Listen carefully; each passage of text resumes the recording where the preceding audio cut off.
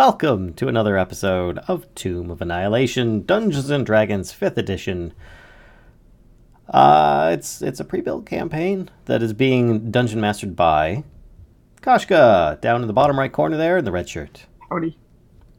And we have 4 of the 5 players today. We almost had a full house. Rorax will not be joining us, but her player will be played, as usual, by Kashcah in the absence of any of our players. Next to her, though, we have... well, actually, we'll start with me and continue on down the other way. We've got myself, Vallen. I'm playing as Ulfgar Holderheck, a Dwarven bard, who is also part of the Emerald Enclave, and is out of his element in this area, though trying to do his best in this scenario. Then next to me, we have Lyssa. Hello, I am playing a Lizardfolk Barbarian. Her name is Valia, Bonesmasher. And I have my little axe beak companion named Flippy. Sure do. And which, of course, is like the little picture next, like at the bottom corner of her little icon there. Anyway, moving on, we have next to her Kellisto. Hi, I'm Kellisto. I'm a half-elf druid. Yeah. Perfect. Raised by wolves and brought to you here just to suffer in this jungle. Fair enough. And then next to Kellisto, we have Nerevar. That's me. I'm a human special sorcerer who's combining Arokh Ironscale. Indeed. Who is kind of a former dragon. Like a mechanized version of a dragon, in a way. Really cool. And of course, Nerevar has his own Twitch and or YouTube channel. You can check out the links in the description below. If you don't see them on Twitch, which you should, I'm pretty sure he's down there. You can always check out the YouTube links as well, as they should be available there. And then, of course, people often ask, why is there an image of Vorn in the top right corner? It is a construct that we obtained partway through this adventure and we have since brought along with us, as Lyssa is at the command currently of Vorn and has had him basically turning things to paste left and right. Now... I'm not going to go over the entire, what happened through the entire campaign, but know that last episode, when last we left our heroes off, we left Carisabal, which was a city on a rock face of Arokh, which are half bird, half human hybrid looking people. And they were very welcoming for once and helped us. And they said that there was a black orchid in Nangalore that we could proceed to journey after in order to basically obtain our own version of flight for a limited time, a number of days, which would allow us a vast movement throughout the jungle without having to constantly wade through its monster population. On that journey, once we left there, we found a head on a spike and interrogated the heck out of it. Thanks to Aelia, or Rorax's character's ability to talk with dead. We found out that it was a resident of Waterdeep at one point, but it was slain by tribals. Further down the road, we found a Stegosaurus, which, yes, I'm kind of reading off the quest log here. We found a Stegosaurus, and there was some debate as to whether we should bring it along, but then we realized it would be difficult to kind of get around if we could train the thing up, so we just left it behind. We got enough critters with us as it is. I disagree. More critters. I just wanted to take it with us. But then, not long after that, we came across some psychic monkeys. At least that's what I'm calling them. I'm not exactly sure of what their official name might be. Kashcah, do you know the word? It's the word out on psychic monkeys. Is that what it's going to be for now? It's canon now. Psychic monkeys. there were psychic monkeys, and they arrived. We took out the psychic monkeys. We took them out, and then we arrived at Nangalore. Which, let me close the quest log here. You can see we came in on the bottom side of the map here. And there are some crocodigators, because I don't know if they're crocodiles or alligators. They're in the water. We've been talking with them through magic spells and stuff, letting them know that we're okay, you don't need to hurt us. And they said, you're fine, we're not going to hurt you. And we don't know if that's true or not. But some of us have decided to wade into the water. Others have decided to try and bolt across the water. While others still have decided to take the gracious talons of Arokh Ironscale and Tobias Salazar to ride across via flight rather than risk the waters. And I think we left off with Aelia trotting across the water, bolting at a good speed. Let me zoom in a bit here. There we go. Was Kellisto, you were on her back, yes? Correct. Yes, and I think we left it there. Yeah, I had just gotten into the water. Yep. And then the rest of the people were going to be ferried across or ferrying across. Yeah. Yeah. I'm gonna have Born carry Flippy across. Perfect. One sec, I'm just fixing lighting thing for. Okay, that should be good now.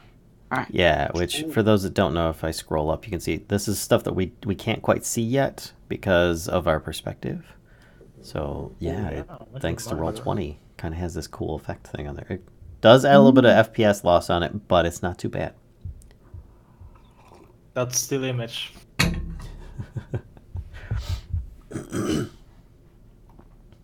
Okay. So you ready? Sure. Okay. So we left off. Do it. Do it. We left off, and Aelia was she made an acrobatics check to leap up the stairs. There's like around. Oh, am I on the right layer? Yes, I am. Just around here, there's like some little steps going up from this kind of marshy river area here where the crocodiles are hanging out. So it's about a 5-foot increase. So she was leaping up there with Kellisto on her back. So that's kind of the last roll that we left off, and Aelia does successfully make it up that leap. So she is up there now. So Valia, are you conversing with this crocodile, or what's Yeah, your I'm just like talking to him as I'm like moving into the water, just like having conversation, random stuff. It's probably talking back and saying, Yeah. I'm so hungry. You look so tasty. Could you make a persuasion check with advantage, as you know you're very crocodile looking yourself? It's true. Yeah. So he's that particular crocodile is persuaded that he should not eat you.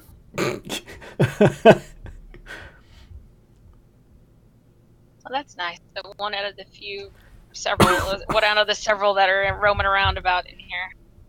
He says, I can't promise anything for my friends. Well, I tell him, if you can convince your friends, I will bring plenty of food for them once we get up that waterfall. He says, food now or food later? He says, that's up to them. I just shrug my shoulders. I know the feeling. I had to keep wading across, and I told just tell Vorn to bring Flippy with them. Okay. Excuse me.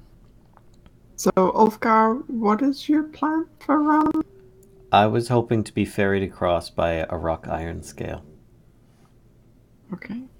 Oh, Tobias and Arokh, I think it's over to you. You see, just to describe it to you, because I know you weren't here last time.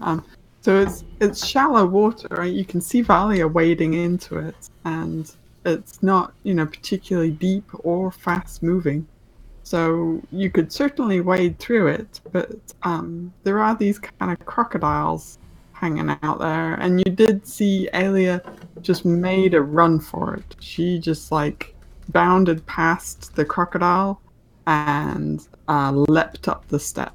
And that particular crocodile was in the middle of a conversation with Valia, but you see the other, like especially this one over here, was like he just watches Aelia go, and it's almost like he's thinking about chomping her, you know. So that's kind of where you are right now. I'm not that brave, so I would rather go much safer away, like 10 feet higher above the water. Oh, it should be mentioned. It was noticed that there was some kind of webbing over here. We have no idea what it is about, though. Yep. Yeah. There's webbing over there, and you do see like it's just a glorious display. Like this whole kind of raised area where Aelia just leapt up to is like a kind of like a little river, right? And there's on the grassy areas, they're actually just, you can barely see any grass. It's just overwhelmingly flowers, like just everywhere. Beautiful flowers of all varieties, just all over the place. And there is like this incredible floral scent just kind of like wafting down from this garden area. Okay then. If necessary, will go with Arokh across. Go fly across, and we're going to take Ulfgar if necessary. Okay. Yeah. Okay. So, you can definitely fly up and over the top of these folks, these crocodiles. Where do you want to land?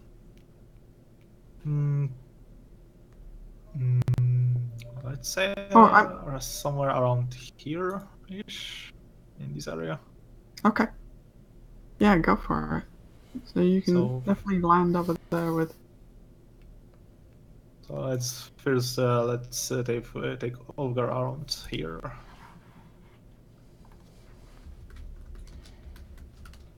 So Ulfgar is going first. Yeah, Ulfgar is going first. Take me away. Okay. Alright. So you land like over there. Yay! And our goes back and forth, and with Tobias. Okay. Now that I'm in this area, I just want to make a note that I will constantly be looking for black orchids. Okay. Alright. Well, let's get Flippy and Vorn over, and then you can make some perception check. Okay. So Vorn picks up Flippy and kind of hoists him up onto his shoulder. You know, so he's got this like up on his shoulder. Flippy's just perched there, like gripping onto Vorn's shoulder. So they kind of move.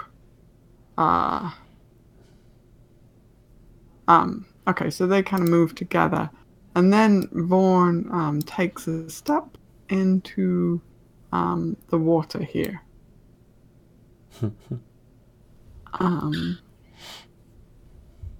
So this crocodile still seems friendly, but let's see, this one is going to immediately kind of move up. Let's see. So he is making a move, but he's basically not going to get there in time, so he's moving up. It is going to be very tricky though for Vorn to kind of scoot around this crocodile, because they're both pretty big, you know, creatures, and yeah, they're both kind of occupied. I mean, the crocodile doesn't seem particularly keen on letting Vorn occupy his space.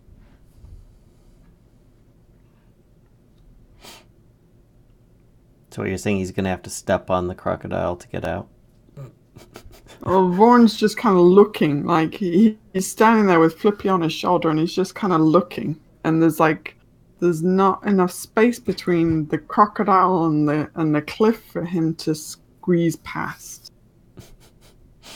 Darn shield guardians. Yeah, I just yelled at the crocodile. You might want to scoot back, or he might step on you. Considering he's probably bigger than you are.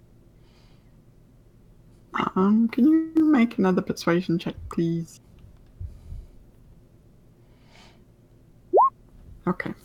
Yep, crocodile agrees to kind of scoot over enough to let Vorn pass. So Vorn and Flippy make their way and stand up here. Vorn just takes this big, huge step up. He just skips the medium steps and just goes straight like the 5 feet up. And the water you can see is kind of flowing around his feet, and the same for Aelia as well. Vorn has no problem with it. Aelia is kind of like, seems a little concerned about it.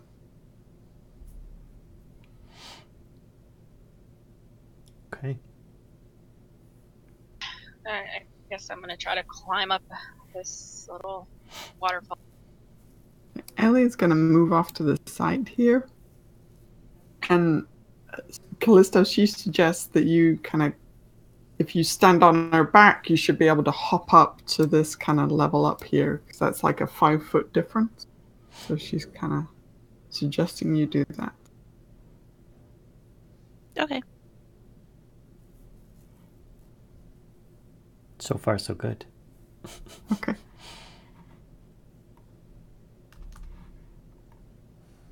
Right, Valia, you want to make either an acrobatics or an athletics check to climb up these steps? Did you just ask Valia to? Yeah. Gotcha.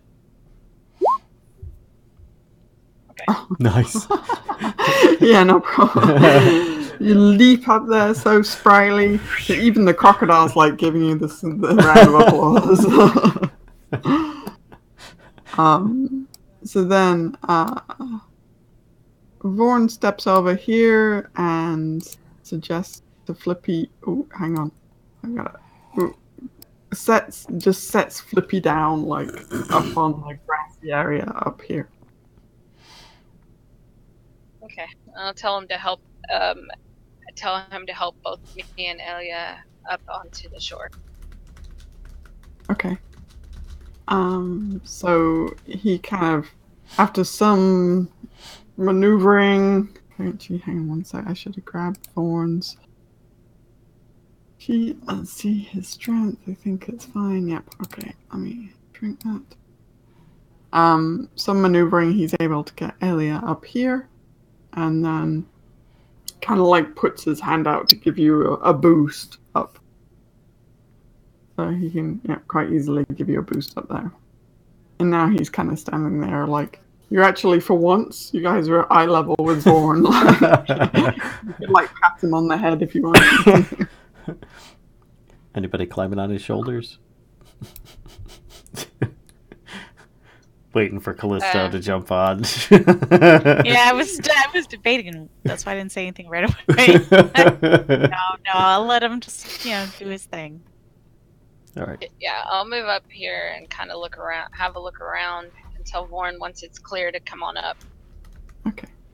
Or once everybody moves away to come up. So, okay, hang on one sec. So you guys are moving in there. Okay. So, could people who are making, taking kind of a moment to look around, could you make perception checks for me, please?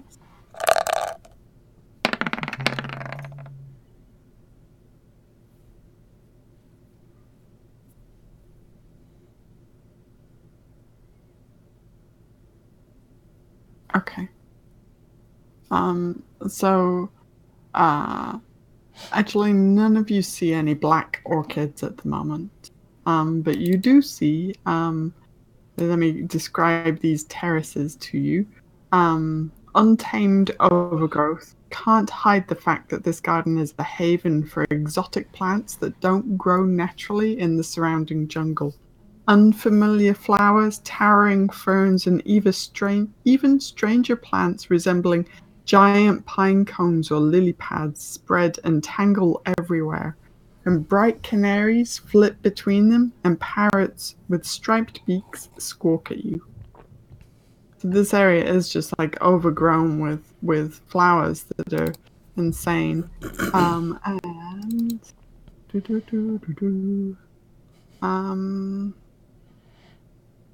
And Valia, I need for you and Flippy to make wisdom check.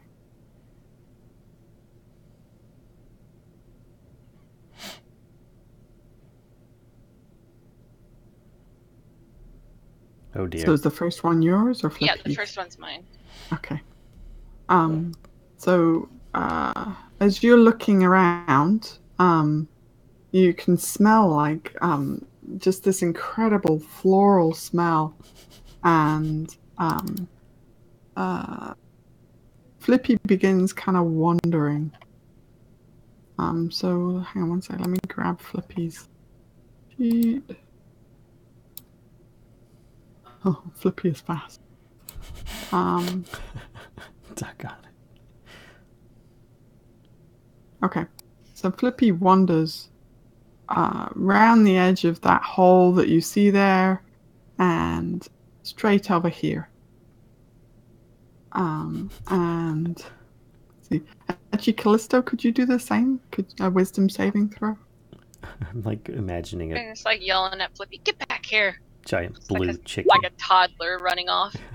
Bark, bark, bark, bark, Yeah, bark, you bark, you bark. you smell this like floral smell, Kellisto, but it seems to be fine.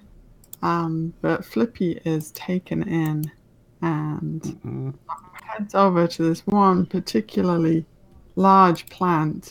He's just like he's just kind of, you see like his nose kind of go in the air, his big beak go in the air, and he's taking in these big breaths, and just immediately it's like he's got the scent of something that smells really good to him, and he's determined to track it down. Oh, these are the things So that it we smells like avoided. fish.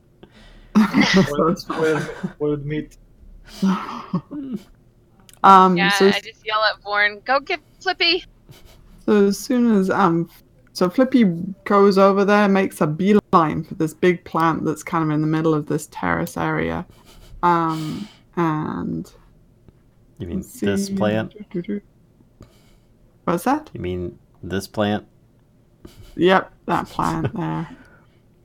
This plant here. That looks similar to one of the plants that we purposefully avoided before. Right. So the plant, you hadn't noticed it before. It was quite stationary, like all the other plants. So it was actually impossible to distinguish from any of the other tropical plants that you see in here. But it's going to make a reach. Suddenly, it's all its vines like just animate. It's very sudden and just reach for Flippy. And it's going to reach for Flippy, and it does grab Flippy. No grabby. Engulf. Wait, what? No. No. Okay. So it's grabbing Flippy, and you see like this big leafy kind of jaw, like, and it's the Flippy is being pulled into this jaw, and suddenly Flippy realizes this is not a good thing. And there's a lot of squawking going on. So he's taking Out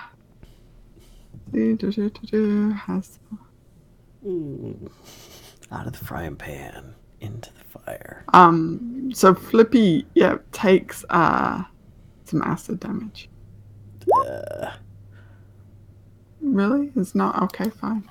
Well, it gives you the middle, the median, Yeah, or I you know, can roll it, I guess. I'm just gonna I'm gonna roll it anyway. Okay. So he takes 15 acid damage. Boo. And this kind of leafy jaw engulfs Flippy. So, how about we roll some initiative? This sounds good. Okay.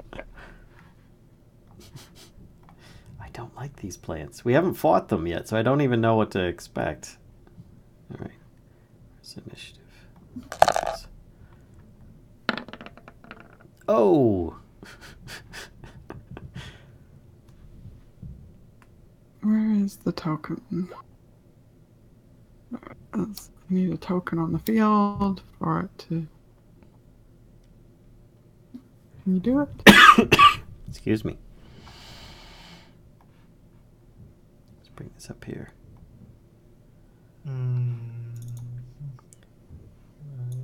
Oh, there we go. Okay. Oh my gosh, I like the previous token. That looks much more terrifying. Sorry.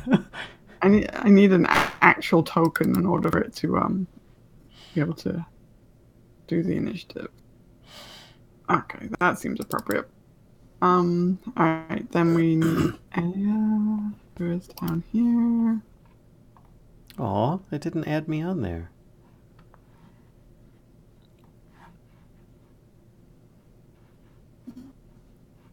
If I re-roll it, can you change mine? Sure. Sorry. That's Aelia's out.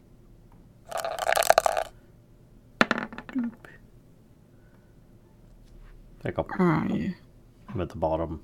At least on my screen. I don't know. You rolled a natural 20. Yeah. I see.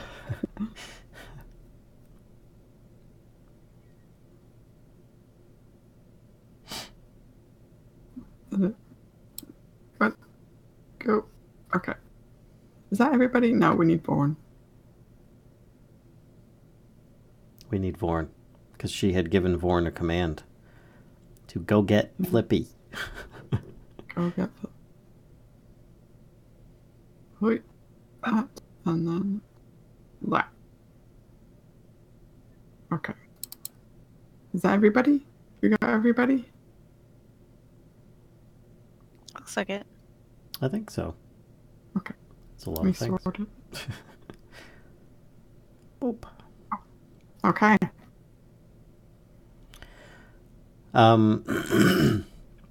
So what am I seeing before me? I mean, You know, actually, hang on one sec, because Valia had already kind of seen Flippy wandering off. Yeah. Valia, I want to give you an action before and then we'll jump into turn order. No worries. Okay.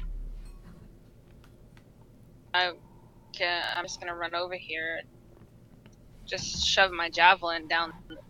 Try to shove my javelin in the open mouth of this plant.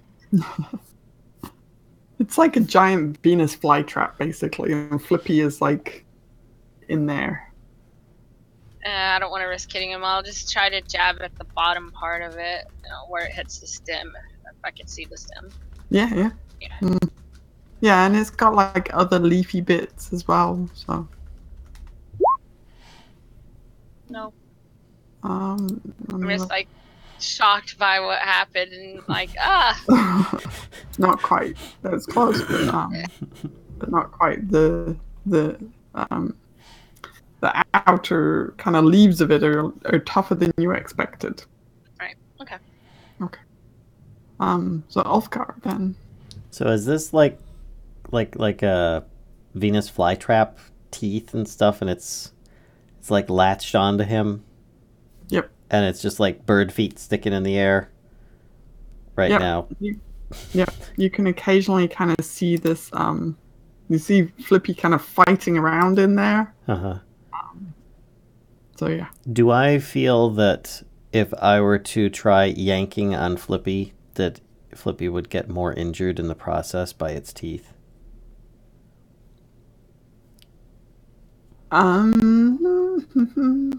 You think there's a chance that would happen? Yeah.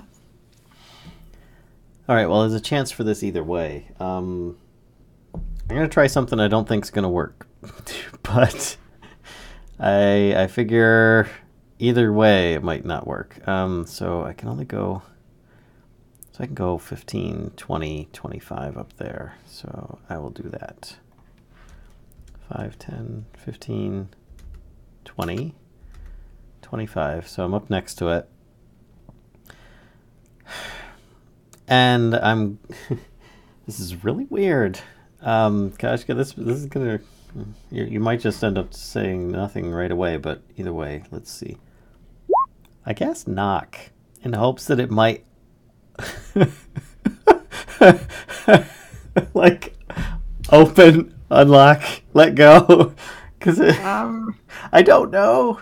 At this point, Yeah. I'm like grabbing Flippy and I'm like trying to pry the two, like grabbing a leg and grabbing the plant, and I'm casting Knock, hoping it'll help open the mouth at the same time. I don't know that it's going to do anything. So I feel like as a spellcaster, you're pretty familiar with knock being for inanimate objects, Okay. not things with free will.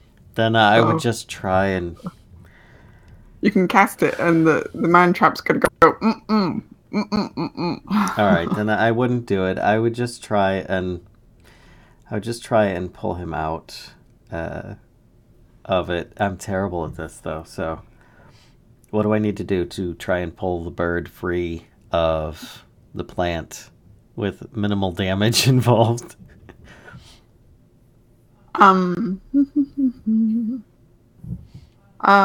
You could make a strength check opposing the man trap. All right, straight up strength check. Yep. Okay, this is gonna go well.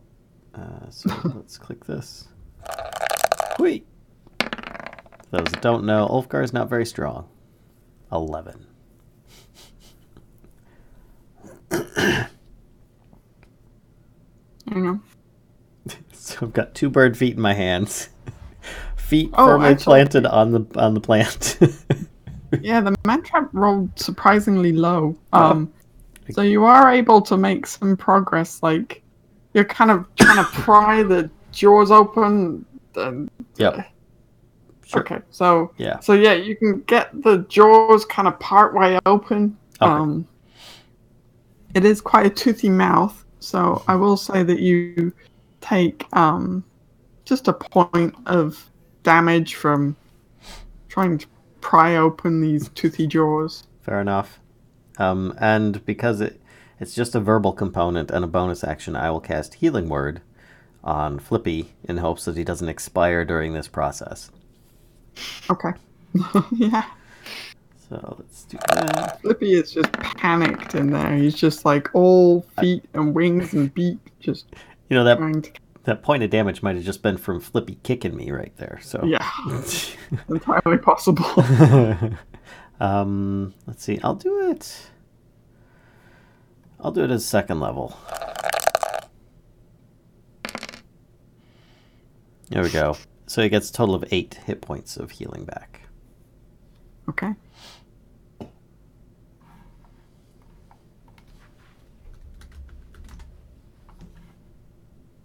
Cool. Flippy greatly appreciates that. Alright. So that's about it for all your actions and movement, Ulfgar. Yeah. So Tobias, there's serious shenanigans going on over with this giant plant. You see Ulfgar kind of wrestling with it, Valia stabbing at it a bit. Flippy is completely disappeared from view. Say, of course, who's in the middle of all of it? Flippy. I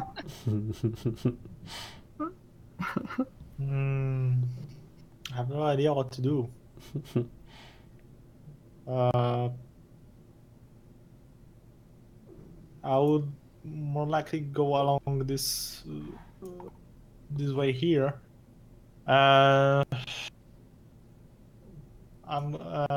going to try help Ulfgar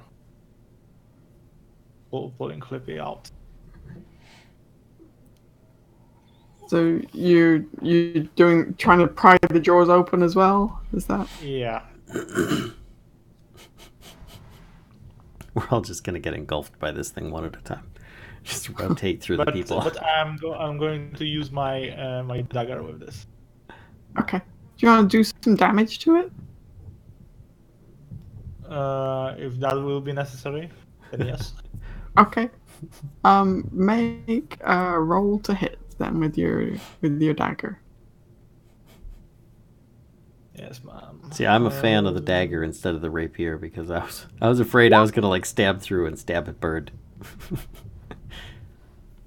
No, you're so busy, like, Flippy is panicking, and you're trying quite hard to avoid stabbing Flippy, and end up just kind of glancing off to the side with the dagger anyway.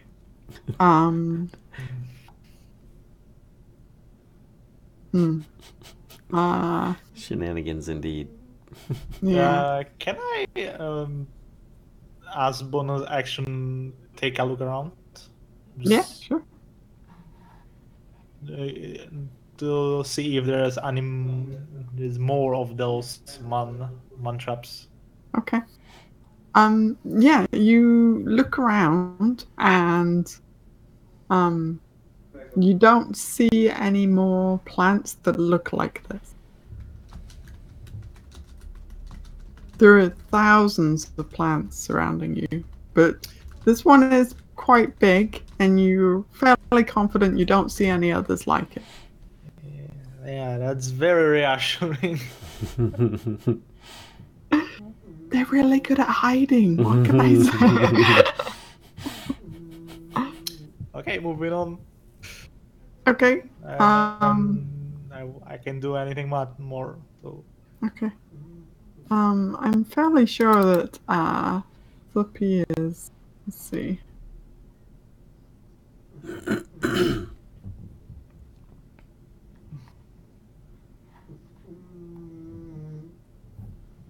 Not happy? Yeah, I could probably agree with that. Yeah, I'm just trying to see. Okay. So Flippy, I think,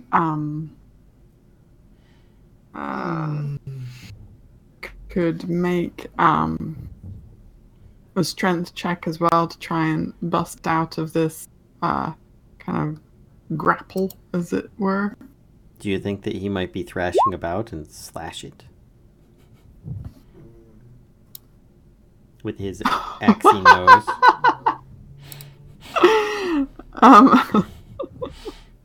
So Flippy rolled a nat 20. I like this. And between Ulfgar's like pulling the jaws apart and Flippy's nat 20, he is able to like just squirm, and he is kicking the inside of the plant like with his feet and trying to like stab at it with his beak as well, and is able to squirm his way free, which is just kind of, you're all just fairly shocked by the fact that he was able to do this. Like, it just seems kind of almost unnatural. So Flippy kind of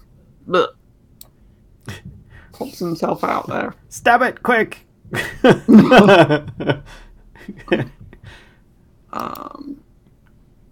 So Callisto. Oh, I'm trying to kill this thing. Okay. Hitting it with my scimitar. Okay. Do you have a spot you're gonna move up to? Or? That definitely hits, by the way. Yep. Go. Okay. Yep. So you slice through it, and it does seem to, just like any other kind of thing that you've sliced with your scimitar before, there is kind of a wound on the plant, and it kind of starts oozing this milky sap-like substance from it, and yeah.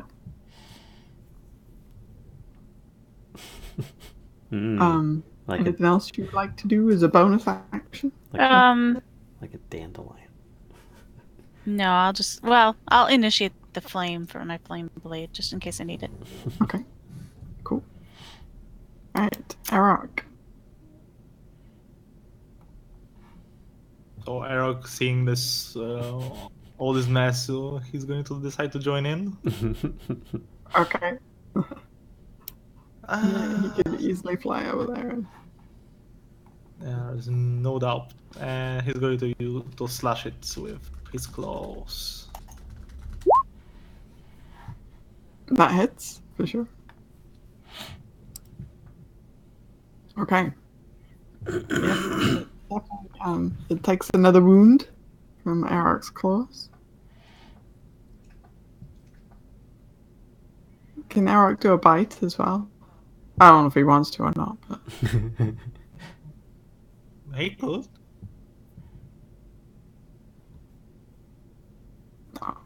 The bite doesn't quite sink past the thick leathery leaves, though. It's spongy. So Vorn, Last command that I heard was get flippy. yeah. That is what I told him. Get flippy. So he takes a moment to kind of scramble up the ledge, and then hang on one sec, let me check his 30 foot. And then makes his way over here. And you can see he puts his like big hands in front of Flippy. Like, and it's like he's trying to give Flippy a hug or something. He's just kind of trying to scoop him up, you know? So that's Born's turn. So the big plant. Let's see. Boy. He's got some new targets to choose from. One, two. Sure does. This plant grows legs and runs away. I'm out of here. That would be fantastic, wouldn't it? Let me see it. Does it have a move speed?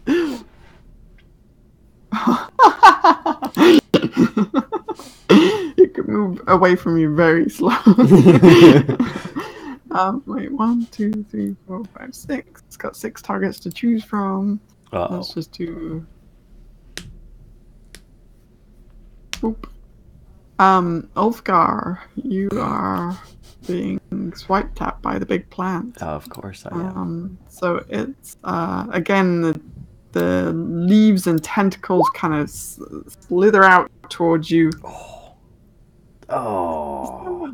And wrap, and the movement is actually scarily fast because the vines wrap around you and the big leaves kind of just come right in afterwards and chomp you, and you are now inside his leafy maw. Yep.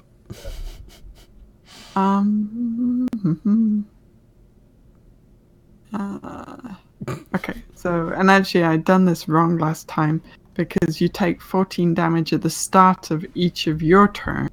So Flippy would still have taken that because at the start of his turn when he escaped he would have taken that damage, but it's probably important to note that it's at the start of your turn. So okay. So you've got a little bit there before you take the damage. Okay. You are blinded and restrained, basically. So you can't see, what's going on. The leaves have just gone like this over the top of you, and it's very tight in there, very cozy. Okay, Valia. Okay, I'm just like somebody burn it with fire, and I'm just gonna claw at it because it's gonna take too long to get a torch out and light it. I'm just gonna claw at it.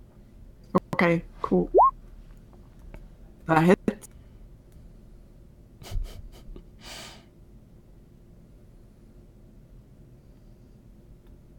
I just take my bite and my claw. I don't have a claw. One set up. Okay. And then I will do the same thing for my bonus, or for my second. Nope, that's not gonna help. That is a miss. And my unarmed. Okay. Okay, we're done. Wow. Ulfgar, you feel like this punch. Yep. There's a bit of leafy cushion between you and it, but there was definitely like a punch. Alright. Okay, dokes. Then Aelia. Let's see. She is going to move up here. And hang on, he's underneath the feet. That's where our character sheet is. She is going to try and smack it with a spear. She's gonna two-handed spear this guy. Yep. Okay.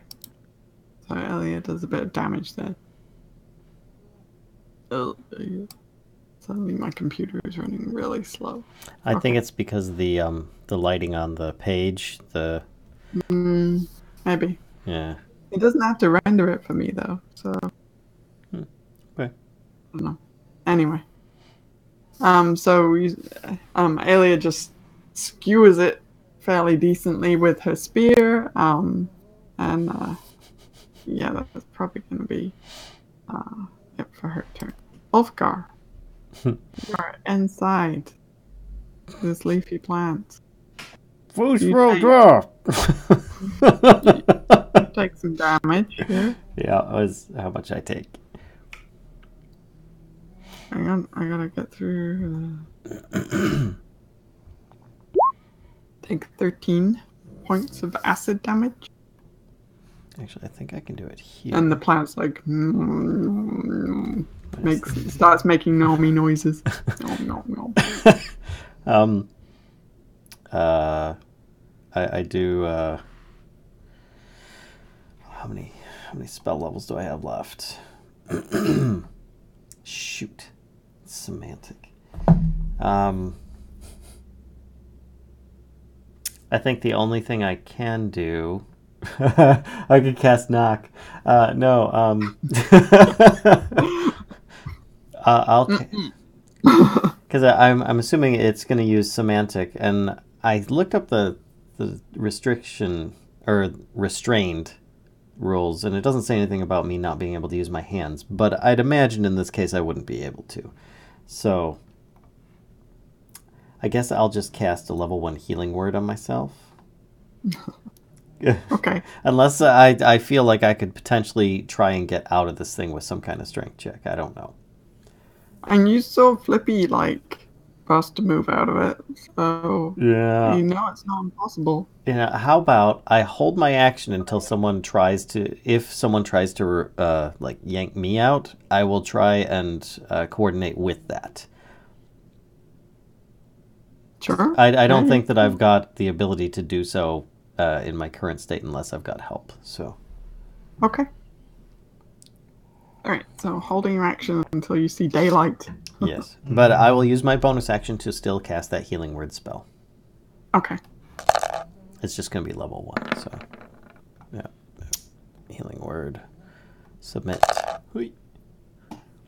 5 points of Ulfgar healing. All right, Tobias. Do I see any distinct parts of this plant? There's something that might look like as weak point. So it's got big leafy kind of Venus flytrap style, where Ulfgar is contained within this giant leafy bit. And it's got all these other kind of smaller leaves and vines that are around the outside of it, and a big kind of stem that goes down into the ground. I would like to cut with my sword as low as as low as I can. Sure, yeah. Go for it. I'm just going to aim for the stem. Okay. Sword. Oh, nice. No problem. Chop it down. Chop, nice. Chop, chop. So that will be double damage. Yep. Chop, chop. Okay. You cut a serious kind of gash into the side of the stem, and you see the leaf kind of sway a little bit, like it's having difficulty holding its kind of leafy Ulfgar munching pod upright. So it's that was a good wound on it for sure. Do you want to do any bonus actions? I'm going to continue hacking. Okay. Sounds good. Now with my dagger. That hits. 4 piercing. Nice. It would actually only be 2. It's still adding his dex Oh, modifier. okay. Got it. Pardon. Sorry. Alright, so yep, not quite as impressive as last time, but you still puncture it quite nicely with your dagger, and it's looking in somewhat rough shape at this point. That's because it's got me in it. Changed its mind about eating dwarf, that's for sure. Valia keeps warning people. It's not a good idea. Okay, Flippy. I think Flippy's really mad at it. So it's gonna try to like attack it at the base of it. Okay. Takes his great axe beak and just chops forward.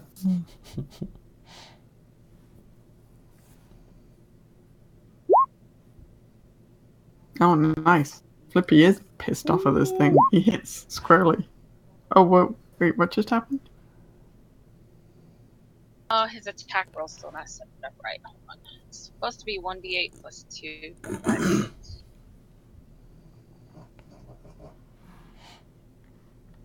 If you click on beak, it doesn't give you the damage? Or no? There we go. Nice. I guess I did fix it last time. Yeah, this thing is like wailing around now. It's like if it had vocal cords to kind of scream, it would. So it's looking really rough. You ever try yelling with a dwarf? Kellisto, want to try and finish it? I am. I'm gonna hit it at its stem with my blade. The flaming blade of doom. Oh boy! Yep.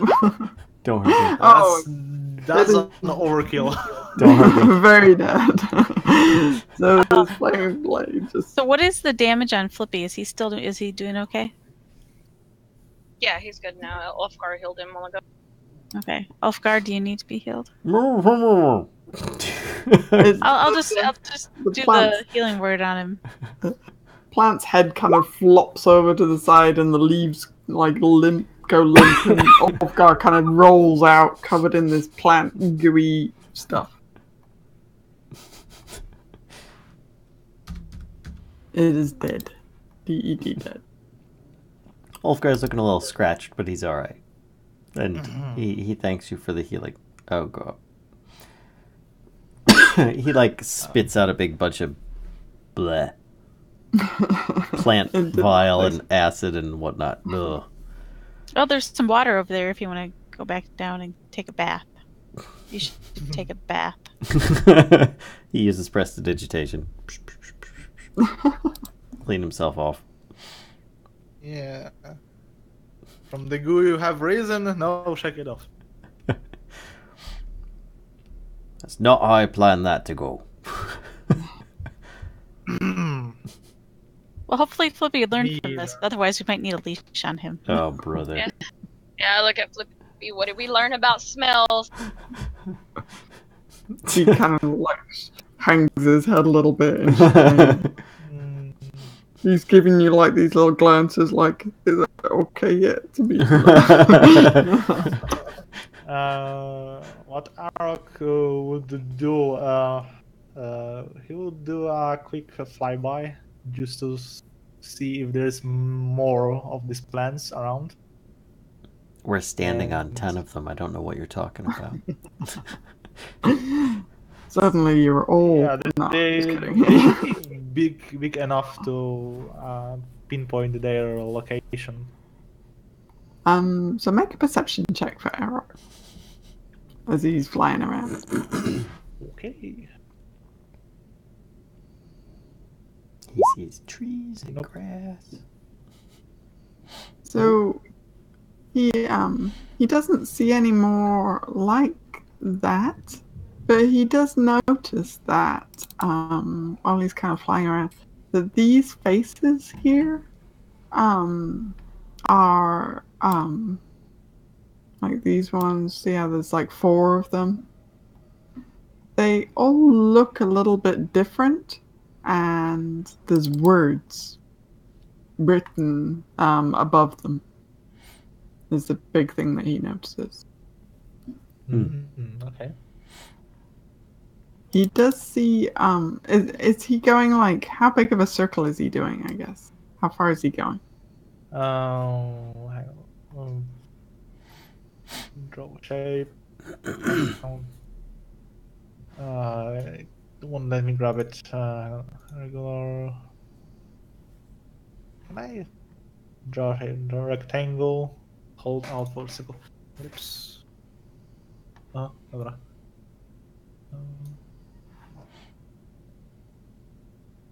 Oh my gosh, it's so thin. Hang on.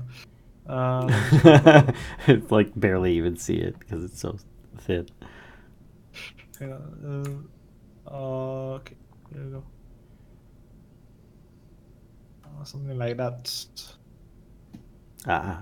Okay. All right. So he does see kind of some movement, like over in the bushes over here.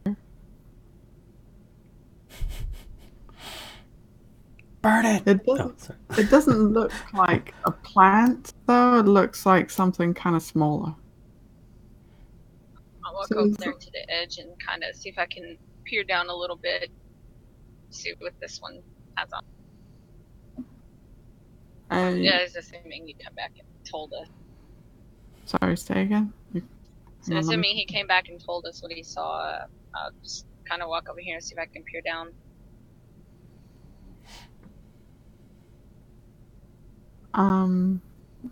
Yep, so you're gonna look at like this face here? Yeah. Okay. Gotcha. So let's have a look. Hang on one sec.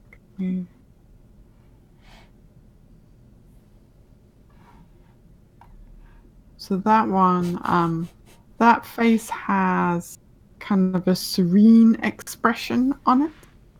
And there are words written above it, but they're not in a language you recognize.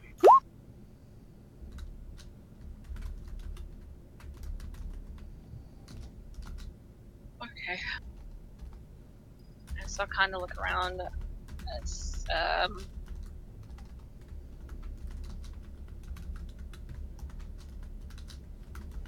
see. I guess that will go over here. Can I see anything around here? So it looks like when you see like you're standing on top of like an arch. So basically like water, you can imagine kind of back in the day, water would have flown like through this tunnel here.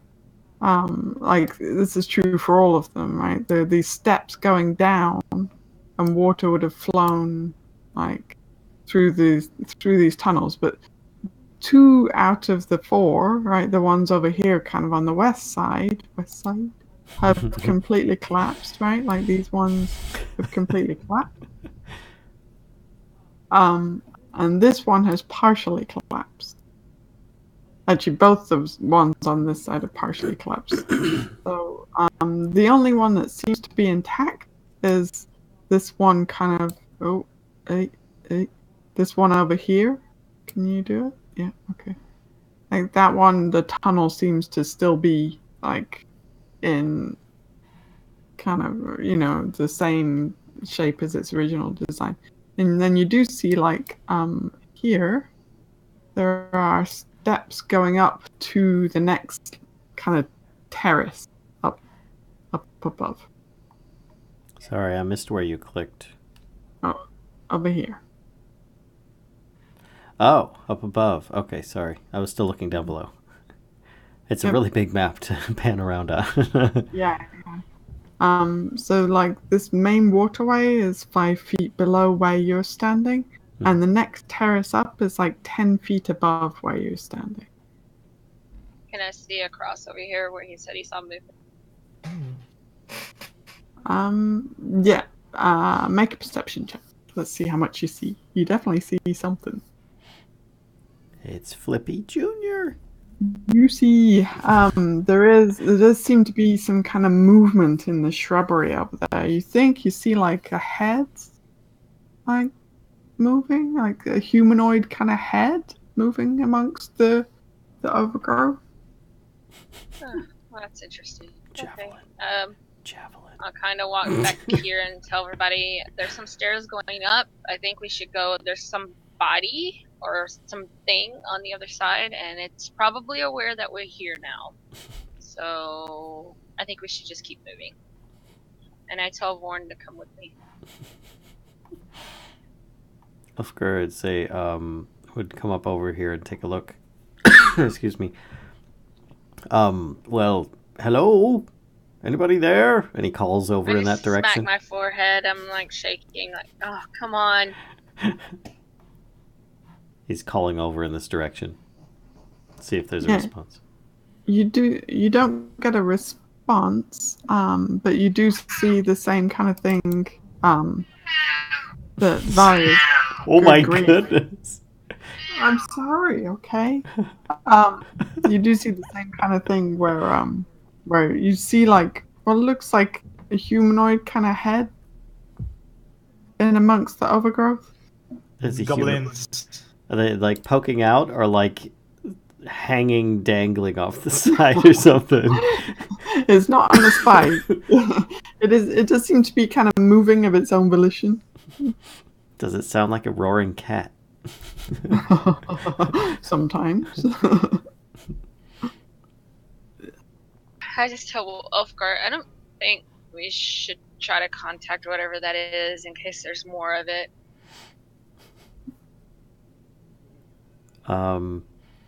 Ulfgar will find just a pretty flower nearby and mage hand it over to this. I think he can reach 30 feet with it at least. So he'll put it over here close to it to see if it'll come out.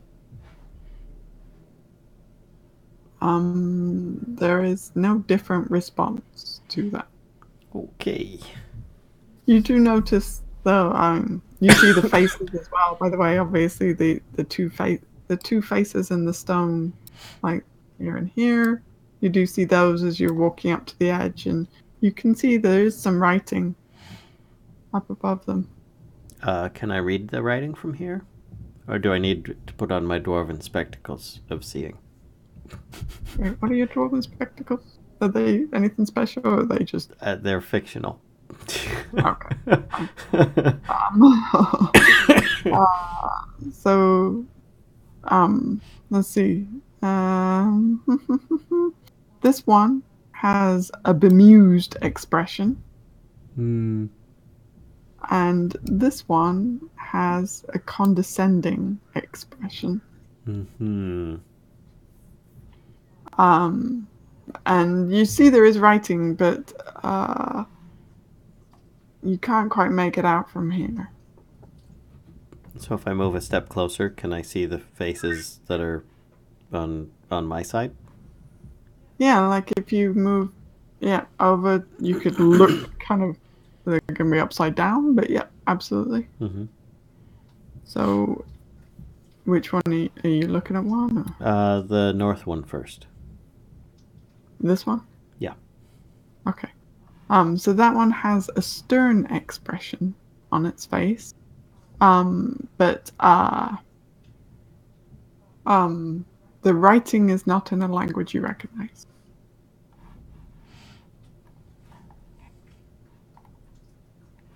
I cast comprehend languages. Okay. And then I walk over to it and put my hand on it and try reading it. Okay.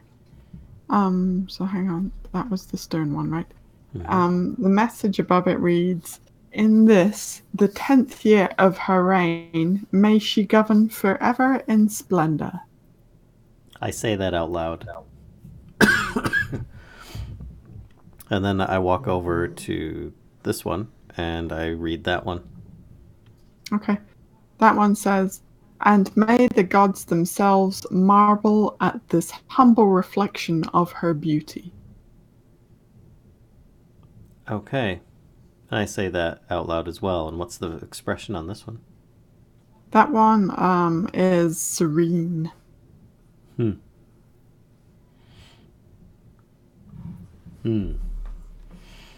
don't know if I can use comprehend languages to read at a distance, or if I actually have to have my hands on it. I don't think you have to have your hands on it. I'm just not sure that you can actually read, like, is that 15 No, feet away? It does say I need to be touching the surface to which the words are written. Oh, okay. Gotcha. So... Well, I tell everybody, well, I guess we need to go up and around. But there's no other writing that we've seen so far? I don't think so. Okay. I'm gonna walk over here while he's doing that. Can I see around that corner yet? Where Oh, is that another did you go? face? I've lost you. Yeah, there's one in the corner too. Ah, okay. Yeah. Can you wait? Which corner are you looking around? Right here, right in front of me, like this area. Oh, okay. You see, and there's a massive amount of plant kind of overgrowth, and there's roots, as well. But you don't see any more writing or anything like that. Okay, and that this part appears elevated, right? Mhm. Like it's like the next level. Okay. Yep. Okay, I guess I'm just kind of like wandering about, looking around, and then telling Born to follow me and Flippy's follow me. So I tell everybody, we're going up, or we're gonna stay down here and play plant. Well, that's the point, isn't it? We're looking for plants. I'm pretty sure we're not gonna find a rare flower down here with the rest of this craziness. Most of these are rare flowers. What are you talking about? If you'd like to touch them or taste them, be my guest. One already has tasted me, thank you very much. So Ulfgar would actually walk over to this spot again and see if he can get a really good look at the face in the bushes. You see, let me describe it to you. It actually looked kind of like, you remember the albino dwarf that you interviewed? Mm-hmm. It actually kind of looks like him a little bit. Like it's the same kind of, the skin is the similar color, and he looks, whatever it is, looks kind of dwarven height as well. Okay. I'll actually take a little bit of my ration food out and mage hand that across to right in front of him. Yep, no response. Doggone it. What the heck? What is wrong? How far can my mage hand go? Quiet. While these two are up to all these shenanigans, what are you guys up to? Well, I was going to walk over and just kind of look at one of the faces. Over here. Okay. And then just kind of look around. Can I tell? Is it, so I speak 3 languages. One of them's Sylvan. Is that one of the languages? Sylvan? Yeah. That is, actually, so these faces don't have any writing. Oh, okay. So I'm just looking at them. You do see, like, over here, this big thing. Let me describe that to you. So that is, it's kind of a bell-shaped dome, sculpted of stone. And that one is crumbling with age. Okay. Well, since I can't see anything of interest, really, well, can I do a perception check? Yeah, sure. Do you see anything else? Uh-huh. You think you see some movement up by the sculpture that you were just looking at, that bell-shaped kind of stone structure. Something darts quite quickly. Something small, dark-colored. I'm gonna ignore it for now, and then I'm gonna start heading up towards where Flippy and Valia are. Okay. Mm-hmm. How about you, Tobias?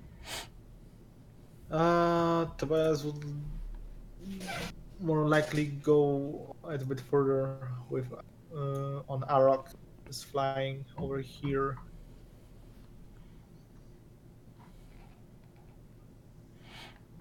Just to see what's beyond. Okay. So when you kind of fly up there, you can see that these bits here are like little sunken gardens. So these bits are 5 feet deeper than where you're standing. You also see 3 really big birds. Let me show you what they kind of look like. Axe-shaped beaks. You see these guys. Oh. 3 really big birds. And these guys land up on kind of... One of them lands on this elephant over here, because these are actually like elephant carved into this huge dome shape area. And then a couple more of them land on the roof of this area. And they're not shy about the fact that they are keeping an eye on you guys. So they're just kind of watching silently at the moment. I'm gonna try to keep my distance. How big are those birds, by the way? They are big birds. Like ostrich size? Hang on, let me look. Yes, they are large. Size of a horse. Okay. Really big. Really big birds. Okay. And the other thing that you guys, that Arokh and Tobias see is, and you guys can all kind of make this out a little bit as well. Perhaps Arokh and Tobias just see it in more detail for being a little bit closer. Is this structure in the center here has a domed roof to it as well, and you can still see Arokh and Tobias can see that there's still some kind of gold-colored plaster that's on the exterior of the roof, of this dome-shaped roof.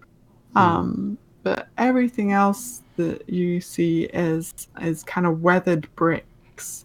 And Arokh and Tobias, you can see that some of these bricks, especially in the roof, have kind of fallen through. So there's these like holes in the roof, basically. But then that's only telling us that this place is aged.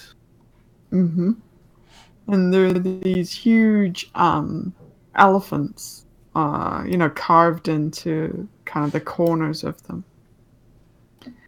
Let's see, where are you standing again? You can see doors over here that are closed.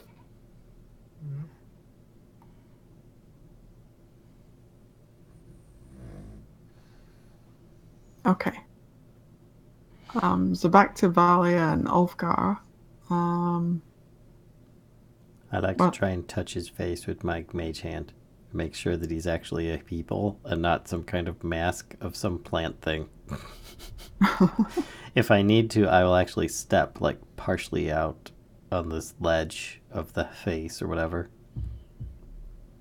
Because I can only reach 30 feet. Yeah, you're not going to be able to reach them. Okay. Crap.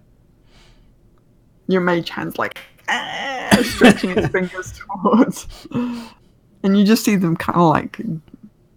You see it kind of duck down into the bush again. Okay. All right. Well, I'll leave it alone for now and head back. That might be some of the tribes people that might have put somebody's head on a pike, or it could be just some peaceful person that lives in this area, obviously aware of the plants that can eat it. Either way, we should be wary. Did I see these birds up there? Or at least the one? Yeah, you see the one that's landed on the elephant.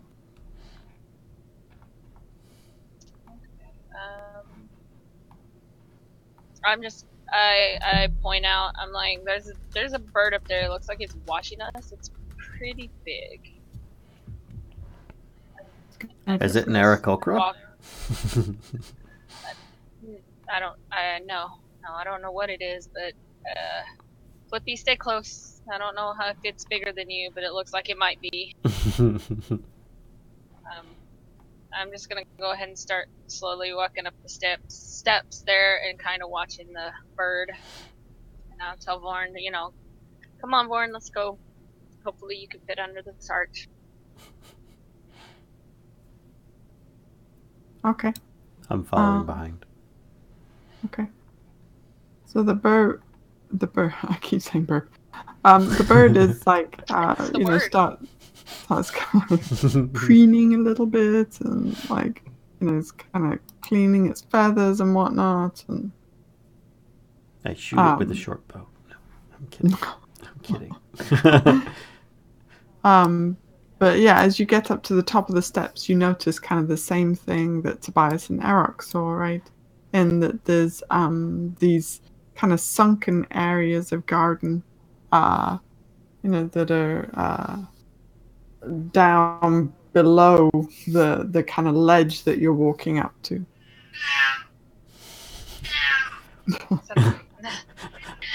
So they flew closer to us now.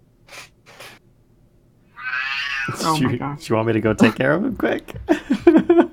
while they're doing this? He really wants attention.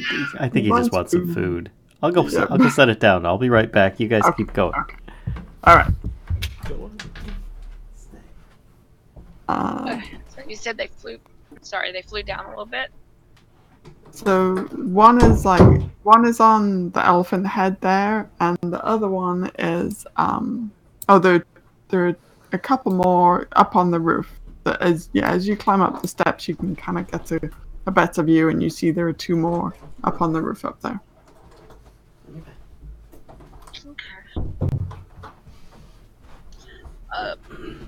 I guess I'll try my speak with the animals and see if it works on them, and just kind of, say, hello there.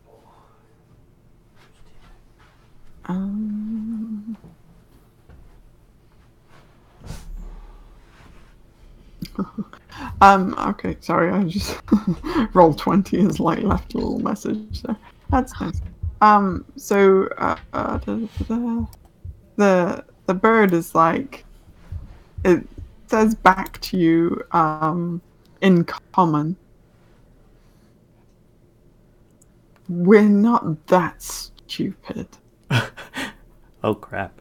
I missed something interesting. I just look at it and just speak normally. I'm like, well, being an animal, most animals don't speak.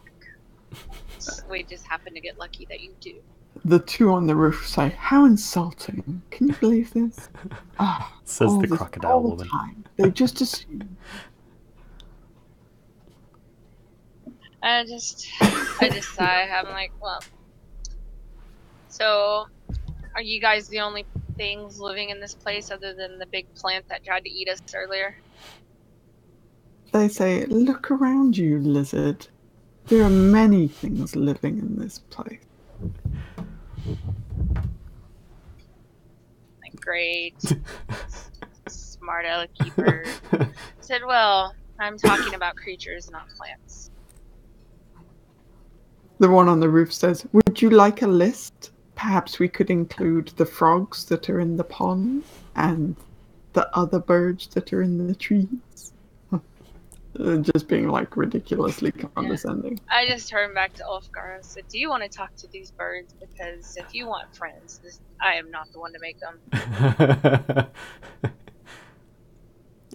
Sure. Have they been talking in common?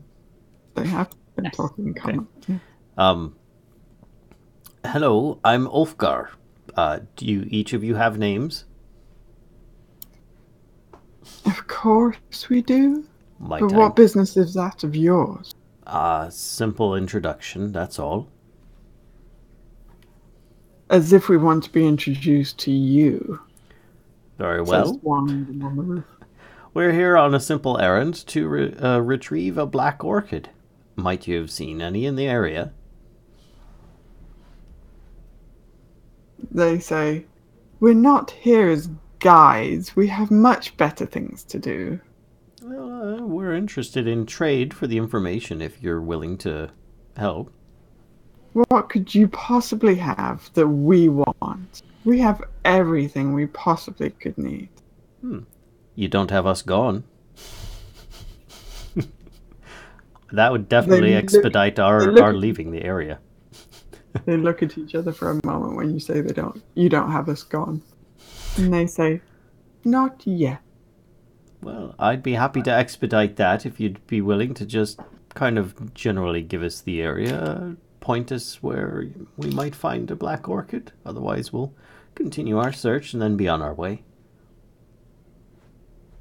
They say, we don't need your help getting rid of you. Right. Well then. Let's continue the search, shall we? He kind of like starts turning around. I look at Flippy. I said, "Don't act like these birds when you grow up." They almost laugh, as if he could.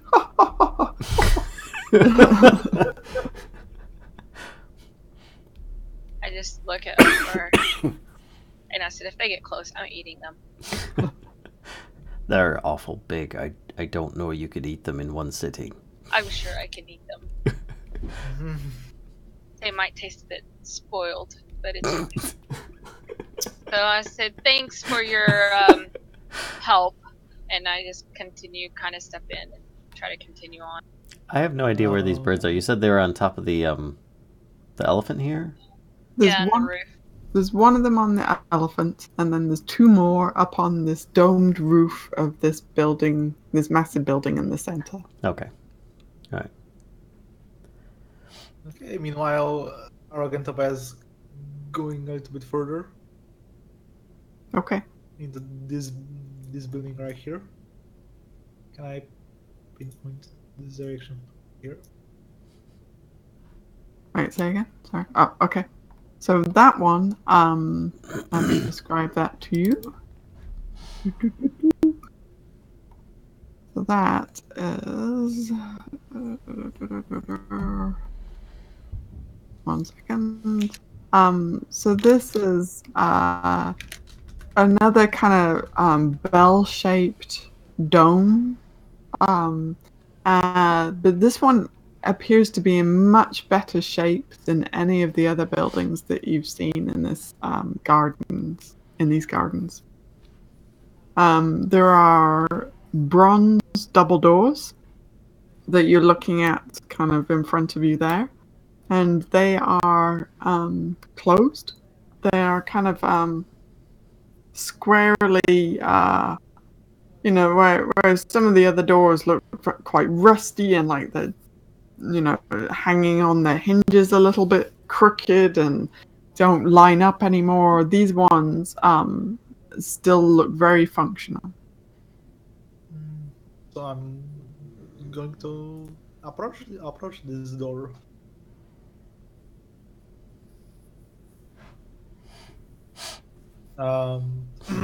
Any resistance when I'm trying to open it? They are locked. Hang on one sec. I grows think teeth. there are some more birds on the top of that roof. I'm just checking. Just so you know. Oh my gosh. Hang on one sec. Sorry. Just when you think you've got everything read.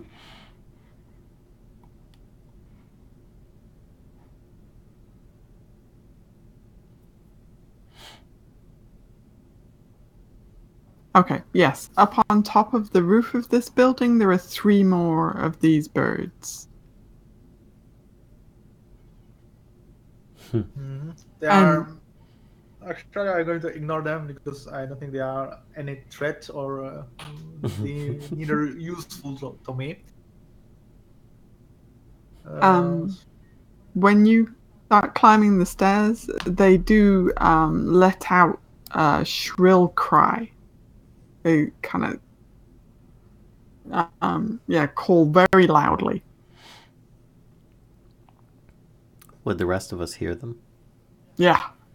And would we recognize that it was probably the same type of bird that we were talking about? Yeah, and you can kind of...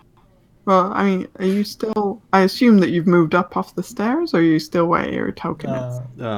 I guess. Yeah, well, you're asking me or Ulfgar? Sorry. Right I'm now. asking Ulfgar if he's still... So don't forget that garden that you're in, Valia, is 5 feet lower than the ledge that you were standing on. Yeah, I'm assuming these are stairs out of it.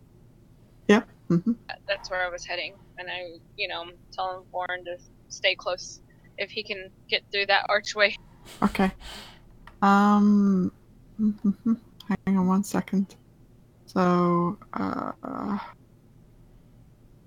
can you make Valia and Flippy need to make a Constitution saving throw, please?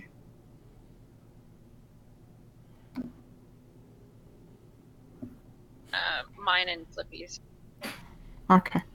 So you again are overcome by this kind of very strong floral scent, and you see, like, in this sunken garden, the plants actually in this area, while you've been seeing like a lot of tropical kind of plants, the ones in this area are just breathtaking. They're nothing like you've ever seen before. Their shapes are fantastic, and their colors are like gems sparkling in the sun. And there is like almost a kind of a feeling of serenity that kind of overcomes you a little bit. And you do see a message scratched in the wall of the area where you are again. Oh, and I can't read it, I assume. Well, it looks like the same language that was over the faces. Like some of the characters kind of look the same kind of style alphabet. Okay. I'll just yell back, Ulfgar, there's another message, but be careful. Everything looks and smells really nice around here, but be careful. So I will proceed to follow her, but I will also be like minuscule, looking for A, aggressive plants, B, poisonous plants, C, black orchids. So hang on, let me see. So I also need Valia and Flippy to make a dexterity saving throw, please. Oh, jeez.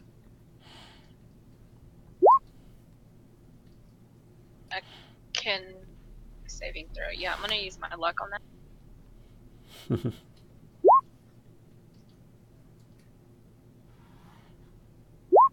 And there's Flippy's. Okay. So that 16 actually is a 17 because she gets a +1. Okay. You swear one of the yellow flowers nearby just spat at you. Weirdest thing ever. But this like kind of nectar nectar-looking liquid just kind of spat out of this flower towards you, but you were just able to kind of dodge out the way in time. I yell back, spitting flowers, be careful, we have spitting flowers. I'm just gonna try to, I'm just like, Flippy, make a run for it up the stairs, and that's what we're gonna do. Okay. Alright, yep, so you guys can make it up the stairs, alright. Vorn and Aelia are still way back there, by the way. Yeah. They will catch up. Vorn is kind of going to come stand on the stairs here, and Aelia is going to wait as well. During this whole time, I've been just kind of making my way around. I want to go see what's at the steps. Okay.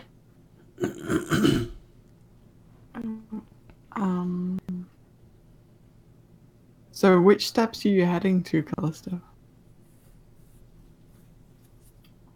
Those. The main entrance? Yeah. Yep, so you could definitely make it around there without any kind of interruption.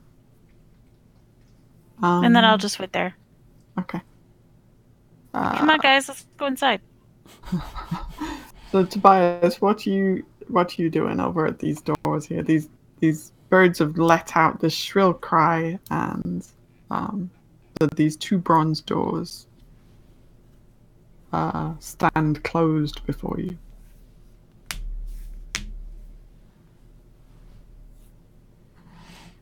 I think he had previously asked if the doors would give to him, like, trying to open them.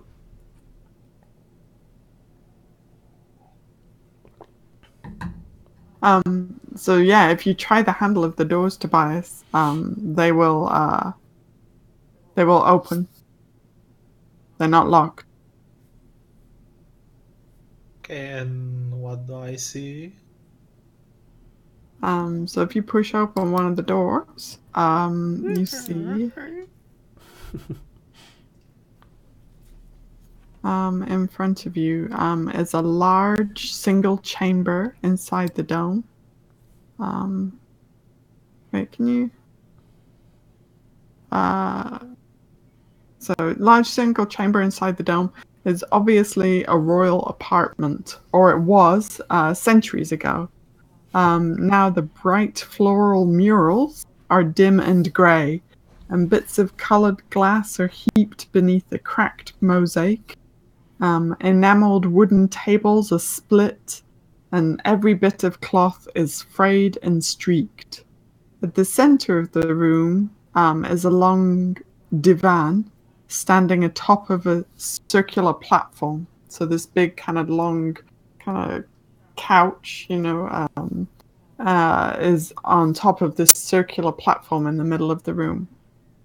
And reclining on the divan is a woman dressed in a flowing robe made of parrot feathers that are it's absolutely stunning in color.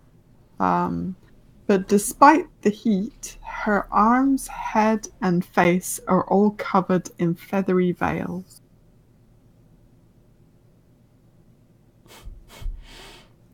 Okay. I'm going to take a step inside. Bye. Been nice knowing you, Tobias. And I see nothing. I see darkness. Hang on. Good. I gotta wait for it. Oh my god.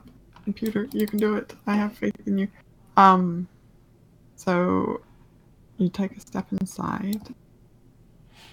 Let me see. I think maybe they're on this layer. Does it not let you see, like? Okay, that's dumb. Or maybe it's just me being dumb. Nope, that's not it either.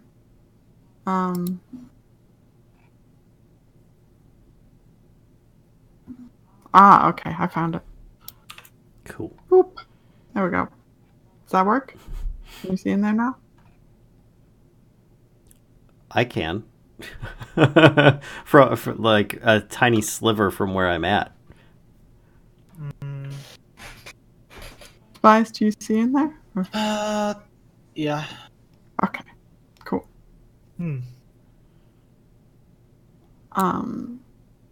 So you should see this token here as well. As the woman that is reclining on the divan. And she says as you take a step inside, "Strangers have come to Nangalore, my love. What boon do our subjects beseech?" I did. Talking to somebody, but you don't see anybody else. I did not expect anyone to live here. If I knew, I would knock. First. Please apologize my intrusion. But who are you?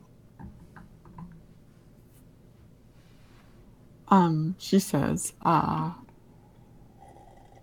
She says, my name is Zalcore.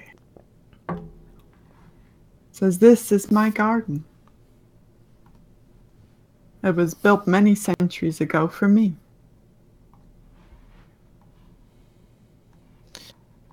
Okay then.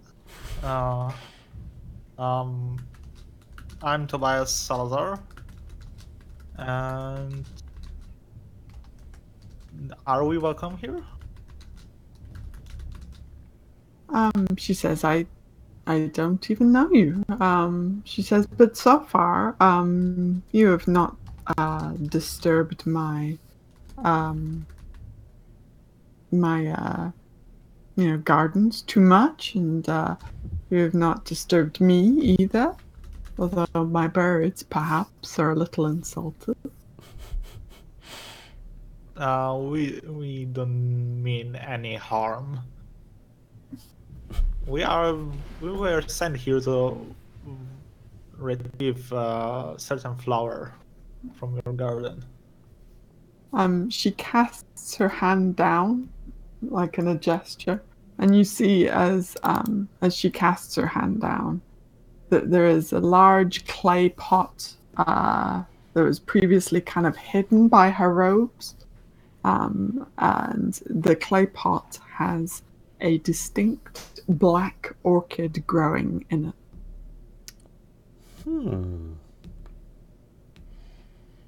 Ain't that a coincidence? Yeah, it is a coincidence. Yes, that's the flower, or what we are looking for. She says, it is the only one of its kind, an incredibly rare orchid. She says, why do you seek this flower?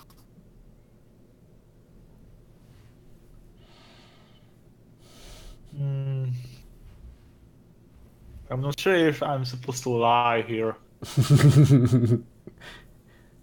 You do you, man.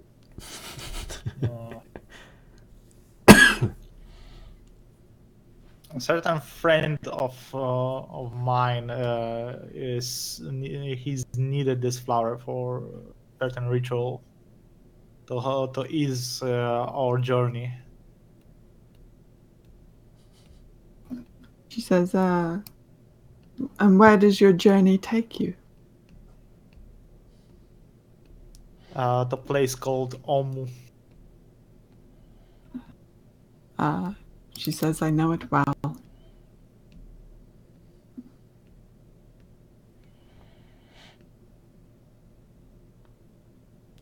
I suppose you aren't. You're not going to give this flower unwillingly. She says, well, as I mentioned, it's the only one of its kind.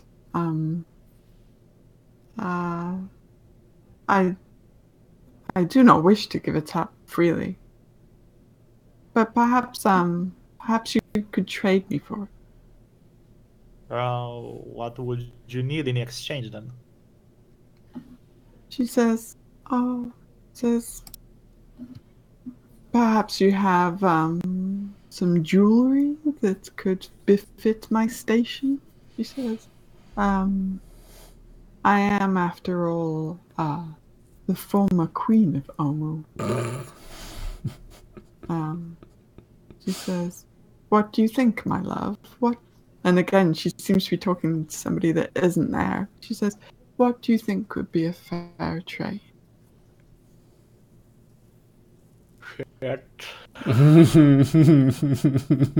What are the rest of you doing while Tobias is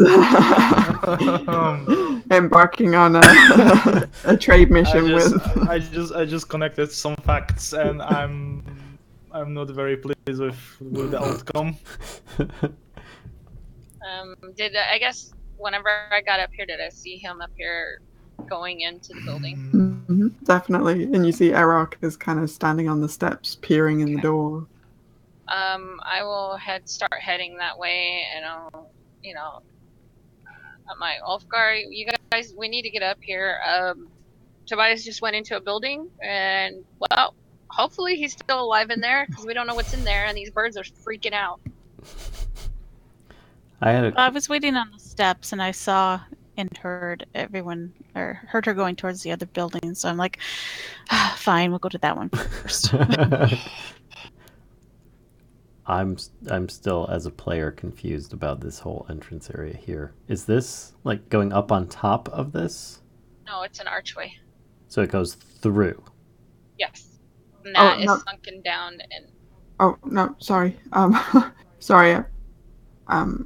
That's going up to that. Oh wait, no, sorry. Valia's right. That's an archway that goes through to the sunken gardens, and then you can go up the steps. Unless you want to try and clamber up, there's like a 5-foot difference from the top of the steps to the top of the archway. Then you could try and like boost your way up onto the top there. Oh, I thought that was steps going up to like the like a ridge. Yeah, it's tricky to. I I'm wish there was probably like a not. profile, but So I probably would have had to make my way through this garden. the way that you went, I'd assume that you boosted yourself up. Okay, we'll go with that. Okay. I was going to boost myself up. If I have difficulty, I was going to just kind of use the golem as kind of a way of getting up there a little easier. I got a leg up. Yeah, pretty much.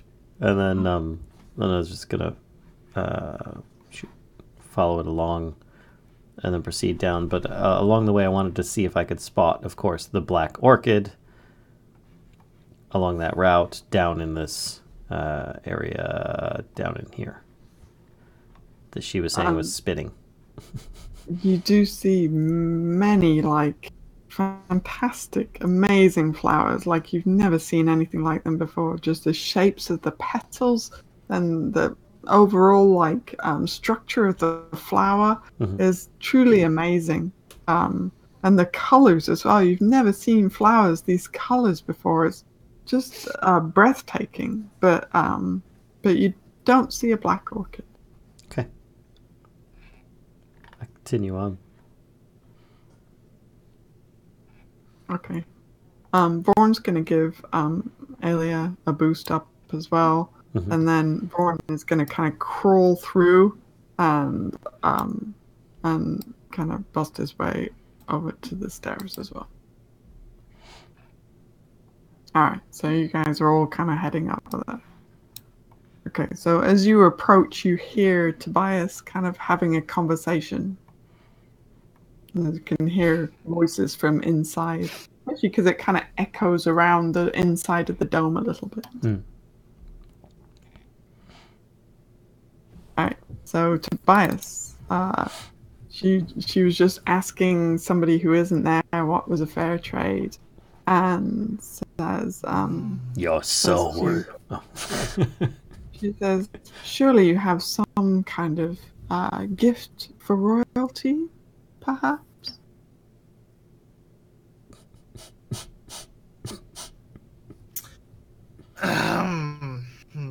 Kashcah, you're evil. I just go in and like push the other door open. Okay. Arokh was meant to stop you. I think he wasn't able to. Oh, you want to try and stop Valia from entering? Or- Yes, Okay. definitely. So you like, when Valia comes up to the door, you like just kind of putting your arm on it? Arokh is just going to move, extend his arm and just wait. That's not the right moment. Okay, so Valia, Tobias seems to be discouraging you from entering. I'm more likely Arokh, not Tobias. I just look at him. I'm like, move your scaly butt. We don't know what's in there or what's going on. And the way things are working in this place, it seems to be quite enchanting. So somebody needs to go in there and make sure that he's not, He's smelling pretty smells and seeing pretty things. Don't worry, he's okay for now. If you're going to rush in, I'm going to strangle you.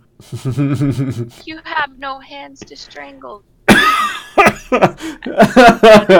just look at him, I'm like, He's got a fine. big jaw. I know you'll tell us if he's in danger. I'll wait.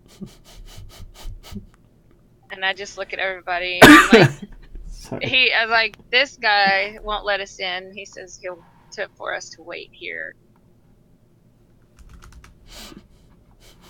Just for now. Do you have? By the way, do you have any jewelry? This is sounding really bad. I just look around. I look at the ring that I took off that corpse, the one that I stole and then I look at my mask and I'm like, no. So Ulfgar's got a like a big giant gem that's the size of a fist. I do? I just look at Ulfgar. Wait, what? I was like, what does he want jewelry for? I mean, is he trying to get pretty for whoever's in there? Or something along those lines. Just give her some Tash. We have Tash. It makes everyone happy. Let's get wasted! Hey, former queen of Nangalore. You like to Let's party, get half right? elf wasted. Which she said she is a former queen of Omu. If I remember correctly, all the people of Omu are dead except for the two that were back at the place. He might want to be careful. You might want to convey that to him as well. Really? Yes, the city, they told us the city has been dead for a very long time. Aye. People of it were completely dead. Except for the two that are back at What the was place. the name of this necromancer? This. Oh, I don't know that I had it in the Oh, notes. the necromancer that we're after? No. Let me consort my journal. I'm consulting Pull my mine as journal well. out of my bag. But in the meantime, I'll take up. I think I still have that ring on. I will take it off and hand it to Arokh and say, see if this will suffice for now until we figure out something else, and try to have him try to stall whoever's in there.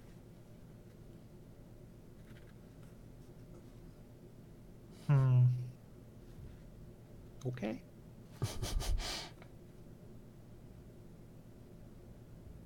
I don't have his name on my notes. Nope. I have it. I just have to find it. That was the name was mentioned by Artus at some point. Yeah, I think I wrote it on the overhead map, but I didn't write it in my notes.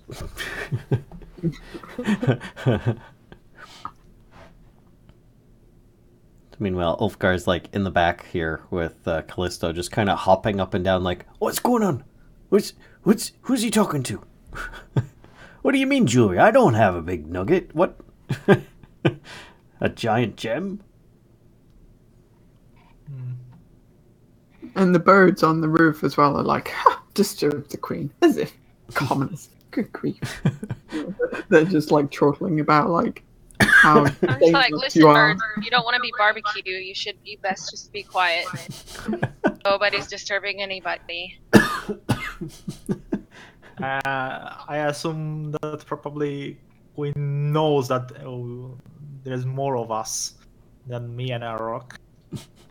You forget the birds are as big as horses, too. She does seem to be aware that, yeah, there's other people outside.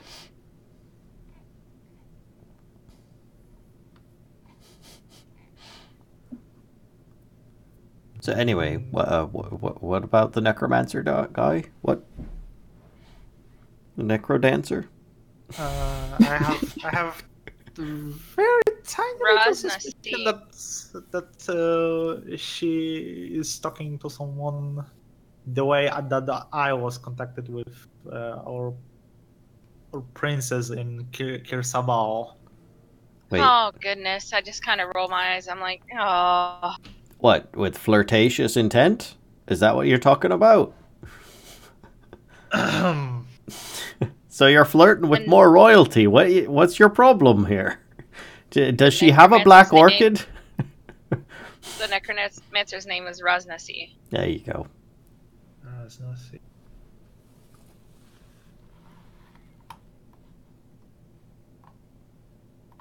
Okay, then at this point, I'm going to let everyone in. Yay! Kind of like we're this in. Hobbit image of like everybody just like piling in on the door. Everybody's at the door and stumbles in. What's the woman's name again? I'm trying to add it to the notes. The woman that Tobias has been talking to? Yes. She hasn't said her name, I don't think. No, she That- did. Yeah, Looks her like name is- Zelfor. and just- Zalcor. Falcor. Oh no. Thank you. But yeah, you all see exactly kind of what I described, right? And this woman is reclining. Well, she's kind of more sitting, like a little reclined on this divan sofa, and she is wearing this incredible robe and a veil as well. The robe is entirely covered in parrot feathers, and it's just the most colorful, beautiful thing that you've seen in a very long time. And the veil is the same. It's very feathery, so you really can't see her face at all.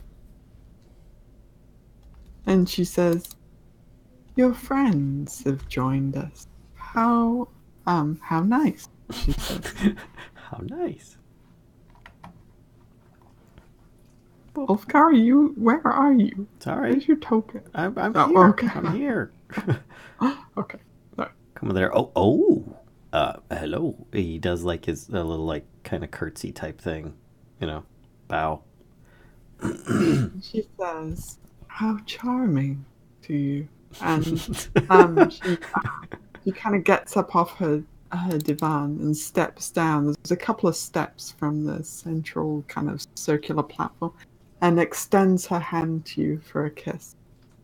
He insight checks to make sure that this is like not a trapped hand or something like that. I just shake my head. You see me shaking my head no behind. I'm like,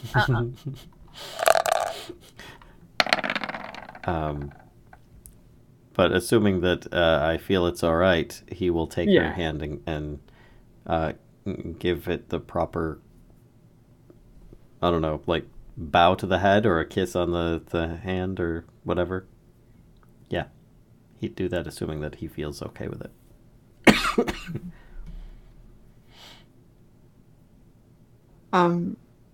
Yeah, and she's fairly tall, but she's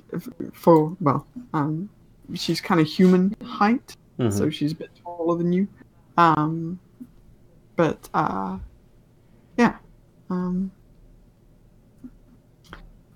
So she seems quite impressed with that, quite happy about that. I introduce myself and the rest of the people that we all just kind of piled in. That's Kellisto, and that one over there, just ignore the things she says. They come out very bluntly. That's Valia. And we've got Aelia out there. She's a bit large to fit through the doors where we're at the moment. But we're in search of a black orchid, which I'm sure our friend here has already discussed with you. Do I see the black orchid? Yeah, it's in a clay pot, just at one end of her kind of divan. In fact, it looks exactly like that. Is it an illusion? Do you have a way to tell if it is or not? Just by studying it from where I'm at the moment, without touching it. So you can take, like, you probably need to take a little Excuse me. some time to have a look at it. At least approach it, I would assume. But I would say, is that it? And I start, like, kind of taking a few steps towards it just to see if I could see it. Because the whole situation seems questionable at this point. Because, yeah, like Valia was saying, we weren't expecting to find people here. Just danger, and there's man traps and stuff. I say, I look at Ulfgar, I'm thinking, and then I'm like,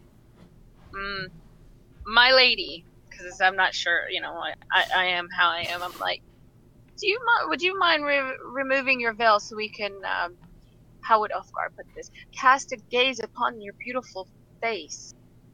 And I just look at Ulfgar and wink. Like, Ulfgar just has his focus on the plant at the moment, and seeing if he can actually, is it really a black orchid? He's just kind of in disbelief that there's just one with the one person here in a pot, ready and waiting. So while you're studying the orchid, you do see that it is real. It's not an illusion. And she replies to you, Valia. She says, I prefer. She says, no, that's not true. She says, I no longer wish to show my face to anyone except my beloved. Can I don't have any kind of magical abilities, but can I look around and maybe see if there's anything weird standing around, or shadows or something like that? She seems to be talking to somebody else. I'm not sure about Tobias' whole situation with the chick contacting him mentally, but Yeah, make a perception check. See if you can spot anything that she might be. I'm just like, this lady's crazy. Let's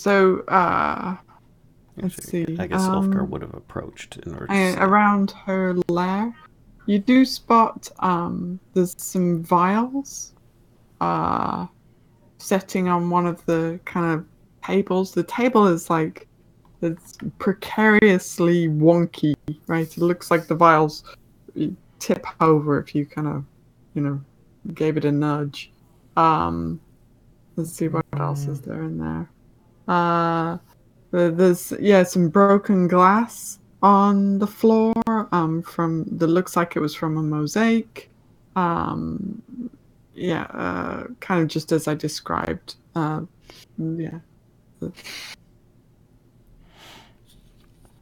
Forgive me, ma'am. Madam, milady. Is there a reason why your people are no longer with you here? It seems you're the only one we've come across so far, and it's not exactly a hospitable area. I would think you might be in danger living here by yourself. She says, she very kindly, she says to you, she says, oh, I do appreciate your concern, Ulfgar, Holderheck, she says. She says, but do not concern yourself with my well-being. I have lived here for many years and will continue to do so. Still, where are your subjects? She says, oh, Omu. She says, Omu fell long ago. She says, as far as I know, there are only 3 true Omuans left in this world.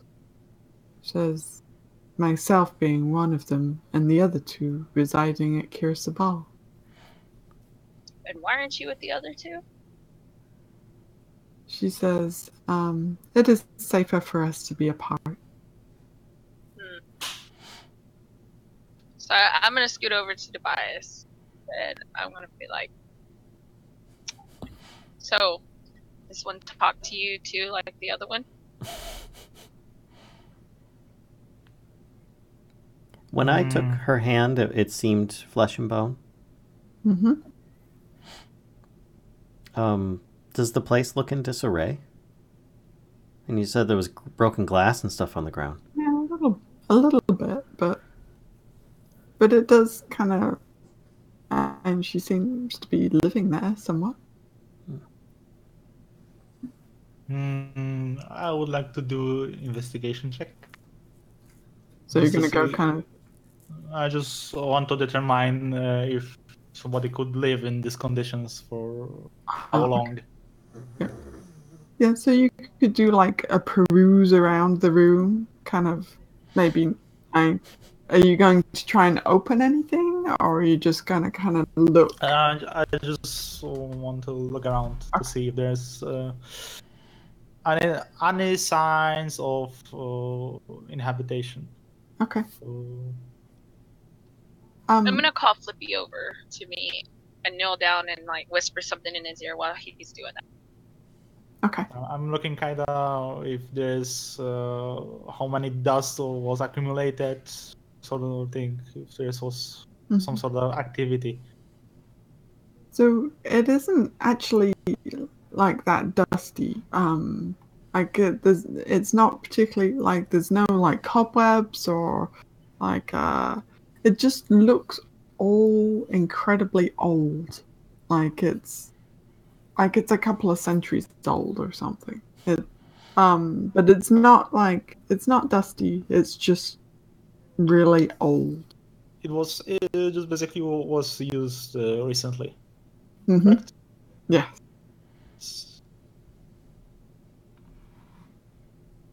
Okay, that's enough for me. I'm gonna whisper to Flippy. Is the veil that's over her face? Is it like long, or is it just a short veil that just covers her face? Like there's no train to it or anything. It comes down to kind of like her chest, so it is kind of fully engulfing, like, completely over her face and over her shoulders a little bit as well. Okay. I'm gonna whisper to Flippy kind of quietly and tell him, Flippy, can you go tippy tap over by that lady and maybe trip her up a little bit? And I give him a piece of fish. Okay. Flippy takes the fish, and she does seem to be paying attention very much to Ulfgar, but then she's also kind of keeping an eye on Tobias because Tobias is currently kind of walking around the room, like looking at her stuff, right? So yeah, Flippy takes a piece of fish, and then kind of runs over to her, and starts doing this kind of crazy tippy tap dance around her, and kind of buffets her with his wings a little bit. Is he trying to like knock her over, or? I'm trying to get that veil off her face, but yeah. So I guess maybe make her stumble, maybe make the veil fall, maybe trip her. I don't. Okay. But she's lying down, isn't she? No, she's already standing up. She had walked over to Ulfgar. She did stand up to walk. Yep, over to Ulfgar. So let's see. Could Flippy make a dexterity check, please? Flippy. That's perfect, Flippy.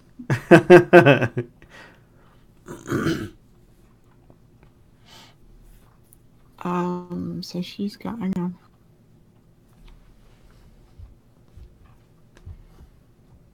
Okay, so she stops paying attention to Tobias and Ulfgar, and is like holding her arms up like this as Flippy's trying to like push, and she gets pushed around a little bit, but she doesn't like fall over or trip or anything, and she's like, perhaps you could perhaps the bird could go somewhere else, and she's.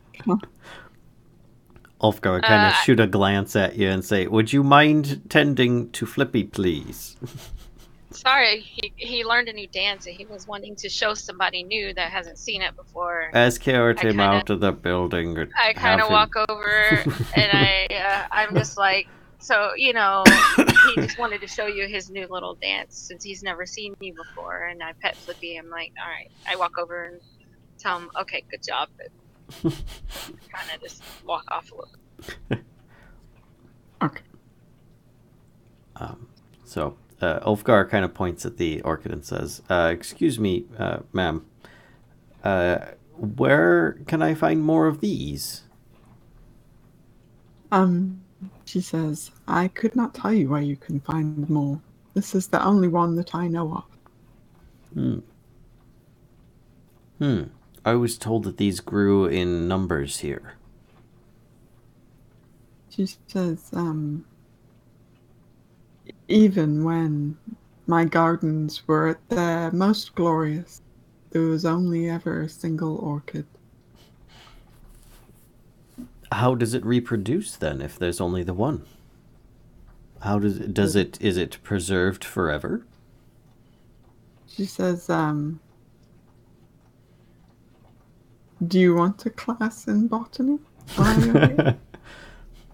He says, well, I do tend to, dabble. And he kind of gets this grin on his face. I'm from the Emerald Enclave. She says, I'm afraid I've never heard of them. Oh, that's sad. But more importantly, we're on a mission here to fend off the undead, in a way. Have you come across any here? She says, your friend said that it was for a journey. Correct. We're journeying to find a great necromancer that might be the cause of many a person's slow demise, as well as a curse on the land that has caused an undead horde to roam free. She says, well, as queen of this land, I think that I should be taking an interest in this. She says, what is this curse that you speak of? Trying to remember the name of it now. I just clear my throat at Ulfgar, and I shake my head no. And I look at Tobias. I lean in and I ask Tobias, why didn't they know? They had told us there was only 2 people from Omud left in this world. Why didn't they tell us about this third one? Ulfgar would say, well, that's unimportant. We're just trying to locate any undead in the area.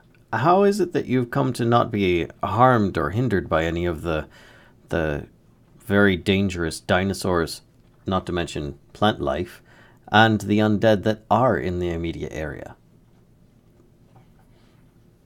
She says, oh, my love. She says, they don't understand. She says, Master Dwarf, this is my garden. She says, so whatever is in this garden obeys my command. So then you could command your orchid to duplicate into another one? She sighs. I'm not familiar with your magics, ma'am. Please forgive me. And did he see what direction she was talking off to or anything? Sure. I mean, she was talking kind of in this direction over here. Okay. Who is it that you're speaking with? I don't see another in the room. She says, my beloved, Thirtea. He is my commander, my brave companion. I look at Tobias and I'm just I feel crazy. I felt urge to look up to the dome. Yeah, I mean the interior of the dome is in good order actually compared to the other ones that you've seen. But there isn't anything anything particular up there. What was the guy's name again? She said. Hang on, I will put it in chat so you can have it for the spell. I just keep whispering crap to Tobias. I'm just like, if you want, I'll just take one for the team and go pull the veil off. I think she's absolutely nuts. And she's hiding something. And Ulfgar pretty much say, but there's nobody here, ma'am. She says, yes, I understand. So who is it that you speak to if there is no one else here? She says... Sorry, it's just... He's calling her out on this stuff as best he can, but still try to stay polite. Like, poor Tobias is like so confused. It's like, nod if you want me to do that. And I just shake my head, yes. No. No, don't. Restrain yourself. Meanwhile, Callisto's just back and forth with these two, probably placing bets with Aelia. Sorry. So, what was her response? Her response about who she's talking to again? Yes, if there's actually nobody there, she claims it to be her champion, Thirutea, but they're not there. Are they a spirit? Do you speak to the spirits? She says no. No, of course not. Says, I speak to my beloved, Thirutea. Where is Thirutea standing now? She says, oh, Dwarf. She says, perhaps you should expand your mind a little. Right. Tej? Anybody for some Tej? Here you go. I think we all need a drink here. Excuse me. Okay, let's wrap it up. My Majesty, you were saying you will be able to trade this orchid for jewelry. Yeah, she reaches her hand down and with the most gentlest of touches kind of strokes one of the petals of the orchid and says, she says, a gift for royalty. She says, that's all I ask. And in return, I will gift you the orchid. I'm nudging Valia. Ring. I look at my hands and I touch the mask on my hand. I was like, I don't have anything. Stop lying. I look at Tobias and she's crazy. That doesn't matter. Fine. I give him the ring. It's a malachite ring made of electrum. So I take it you hand this to Zalcore? I'll hand it to Tobias because I don't trust her. If I get close enough, I will pull her veil off, and Tobias told me not to. I mean, I can. I'm pretty sure people watching are like, do it. But I'm trying it. Tobias asked me not to, which he doesn't ask very often. So I'm like, no, Valia is not happy. Valia will remember this. Valia will remember this. I suppose this will suffice. I'm just handing the ring. She says she takes the ring and looks at it, and says, unfortunately, she says, I'm afraid the quality of this ring is not equal to my stature as queen. Surely Queen of Omu deserves a little better than this. Wouldn't you agree, my love? I just roll my eyes. I said, I have a question. We were told there was only 2 people from Omu left alive. Why is it that they've never heard of a third one? She says, they're probably not old enough. I'm pretty sure they're nice and old enough. I just find it very curious. That's why I ask. This whole thing, situation's very curious and odd, so, we just need to ask. She says, I've lived in these gardens for decades now. She says, I will continue to live here as long as you can imagine.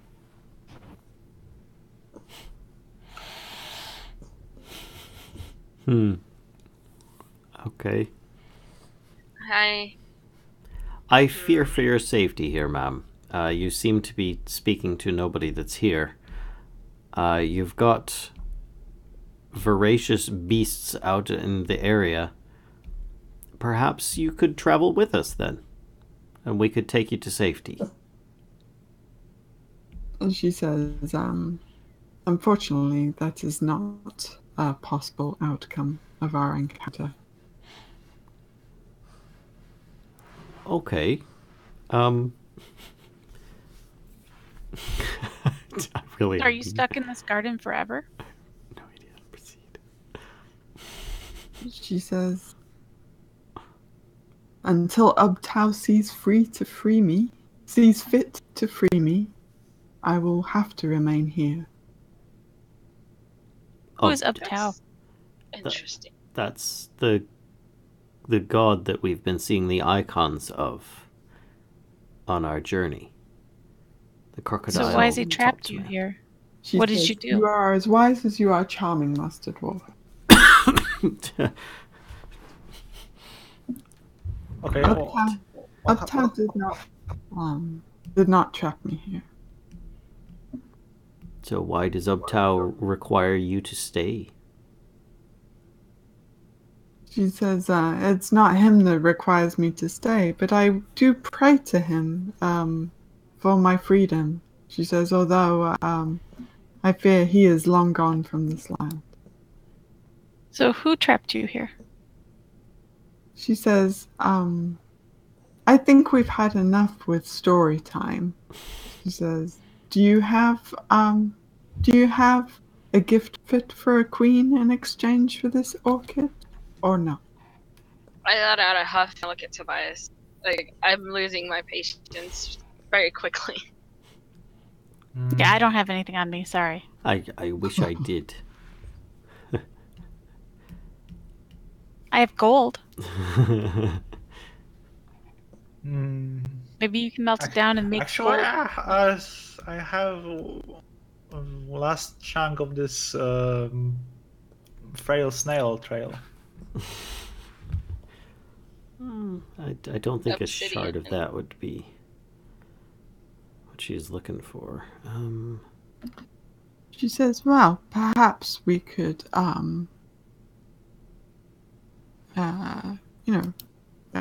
come up with a combination of gifts that might, sorry, hang on. I'm just looking. I think that's best that we can do.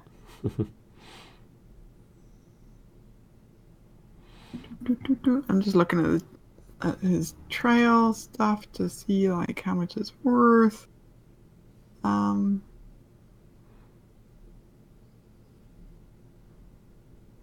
that will be my last chunk. The only thing I have left is my mask with the gems in it. It's my goblin Because mask on my head. I've took 3 chunks, and 2 of them are ended in the bay for the dragon turtle. Yeah. I have a potion bottle of unknown substances. It's called Tej. I'm just like tapping my foot, and you can hear my claws on my foot hitting the floor. It's like getting really antsy. She says, she still has the ring, by the way, unless somebody's tried to like take it back from her. So she's kind of looking at the ring and the flail snail glass and kind of arranging them in her hands and says, "This is a decent beginning. Perhaps if there's something you can add to this, we can come to an agreement." Sure, it'd be nice if we still had that. Give her the dash. I was gonna say it'd be nice if we still had that magical jug. Mm-hmm. You don't have the magical jug? Did you sell it or something? Or? I think somebody gave it away. We gave it to the goblins in exchange for Warren's medallion. That's right. Yes. I take the mask off my head and I hold it in my hand. I'm like, what about this? At this point, I'm really considering just giving Vorn out. I thought about that too. You No. can't give Warren. I have his amulet. No. She says, I've had an idea. Oh boy. She says, Master Dwarf, if you would agree to be my companion, she says, then I think that is a fair trade for the orchid. So we sell him Ulfgar? I just shove Ulfgar forward. For, for what duration? She says, Eternity. Yeah. says as long as suits our interests. I'll have to say that that actually works counter to our objectives. Says, well, Sorry, can do. surely not having the orchid is also counter to your objectives. It merely slows us down. Yeah, but the dwarf isn't for sale. Sorry. I just look at everybody. Everybody sees me. Everybody sees me push him forward a little bit. He looks over to Kellisto and says, "Thank you for that." The dwarf isn't for sale. And he smacks away your clawed hands. Valia. He's like, "Stop it! Stop!" No, ma'am. I'm just looking at you guys. I'm like, my patience is running very thin. And I hand Ulfgar, I'm like, see if she wants this. If not, we don't really have much else to offer. So, But we do need to work it. That's what we have to offer. This gemmed mask, the malachite ring, and that bit of the flail snail glass. That's about as much as we can muster for the... Oh, in this vial of unknown liquid. And this mystery fluid of the ages. He tries to add a flair to it. That's as good as we can muster. If you'll not accept, then we'll have to be on our way.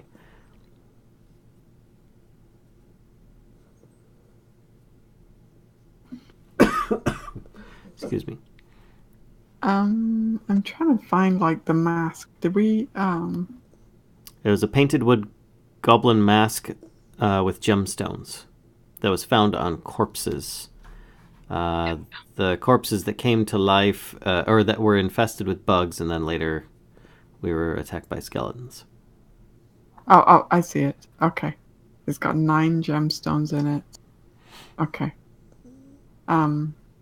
She looks at the mask and says, "Well, the gems are nice. They are quite small," says, "and unfortunately the mask is of a crude craftsmanship." Oh, it's a goblin mask. I'm just Exactly. like, it's a goblin mask. Exactly. Says, "Do you Sure, really see picky a for queen?" somebody who's alone in this world. No. Okay, that doesn't add up. Do you want me to try to charm her? Are you saying this out loud?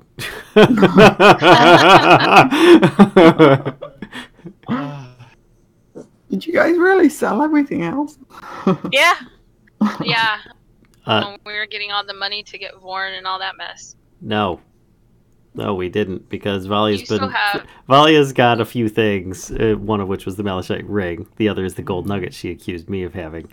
But we haven't been to a shop since then. This is stuff that we picked up afterwards. I still have my Onyx figures, but I'm not giving those to her. Right. I move over to Ulfgar and kind of whisper in his ear, "Do you want me to try my charm?" I pull out the fist-sized gold piece, and I look at Ulfgar. I was like, she has no use for this.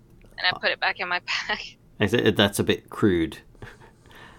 Perhaps here," and I'll reach into her pack, and, dear God, I'll cast Prestidigitation while I'm doing it. And I'll make a really pretty, like, super pretty brooch that fits in the palm of my hand. And I'll pull it out and I'll say, "How about this?" And I'll give a wink to Kellisto.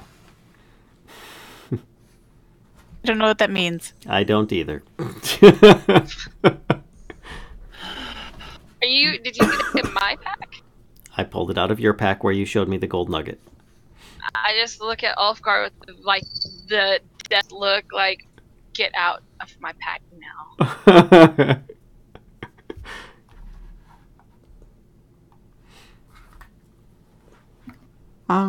So, hang on. Prestidigitation. So you're prestidigitationing the... It'll last up to an hour.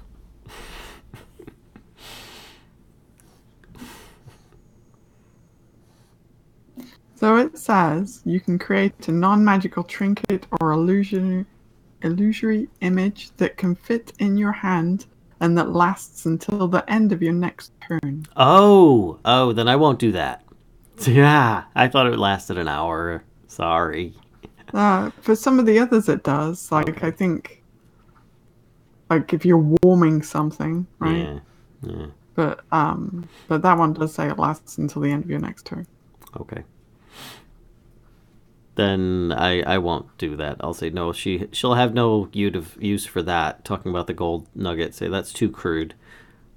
And I'll say, let's be on our way then. We'll find other means. So it looks like Queen doesn't care about her country, her land. Wow. Yeah, she'd rather it go to the undead, apparently. So I guess I just shrug my shoulders. I guess, we should probably just go back home at this point and then tell everybody that the Queen of Omu didn't want to help us save her country or her area. That's all right. There's a new queen anyway. As he's kind of like pushing people out the door, he's kind of like trying to get people to go out the door at this point. Excuse me. Why don't you, if you're going to try and goad her into accepting... I'm assuming that's your goal? Yeah, if everybody's doing it, then I'm just, playing into that. Okay, make a persuasion check then. Much better than a sleight of hand check or a deception check, so. There you go. So she says, let me see what you have. Because I assume you've taken back the bits and pieces that you were suggesting. Yeah, it offered the 3 items again. I was originally like pushing the mask back at her, but I will hold the mask plus the shard and the ring. Okay. Oh, right. Is it? Okay, so we've got the ring. And the mask. Okay. She says you mentioned a gold nugget. I said yes, there's mention of a gold nugget. Ulfgar would be kind of like...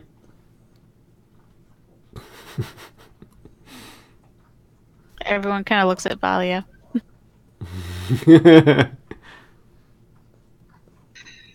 It's like, okay, fine. I reach in and pull it out, and I hold on to it, and like it's right here, and hold it in my hand where she could see it, but I'm not handing it to anybody.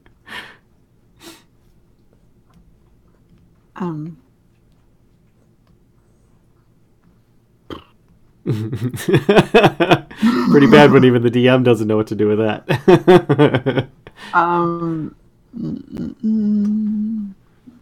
She says you also mentioned some unidentified liquid that you have. Yeah. Sure, so. I hold it out. Here you go.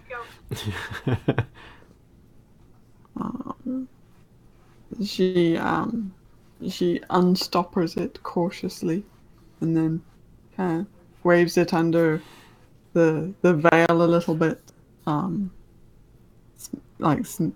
smelling it basically, and she says, "How curious." Curious enough to give us the black orchid?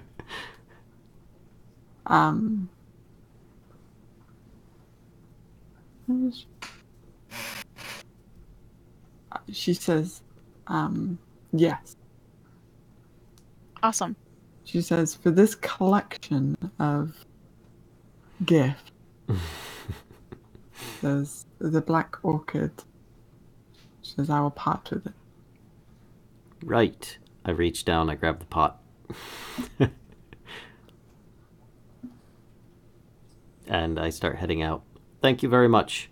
We'll be on our way. We understand we're causing your birds distress.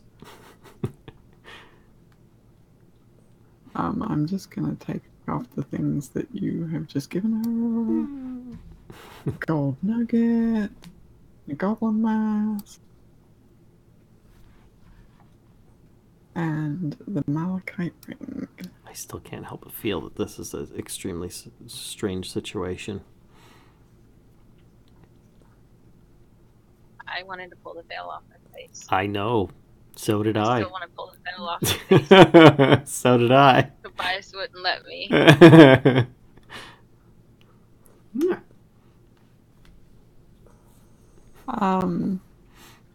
So she says,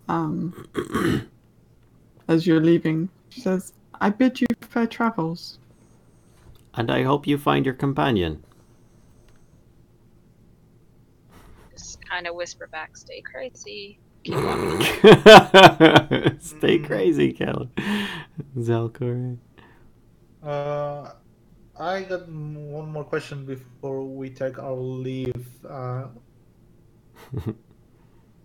My Majesty, what is your intentions to the other two ones that are left? She says, well,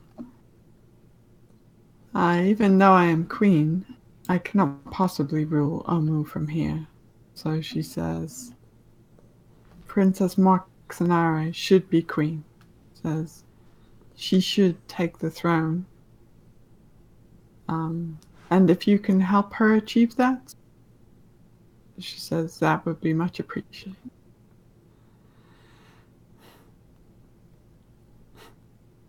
Right. Okay, thank you. Kellisto, take this plant. Okay, great plant. Keep it safe. Keep it secret.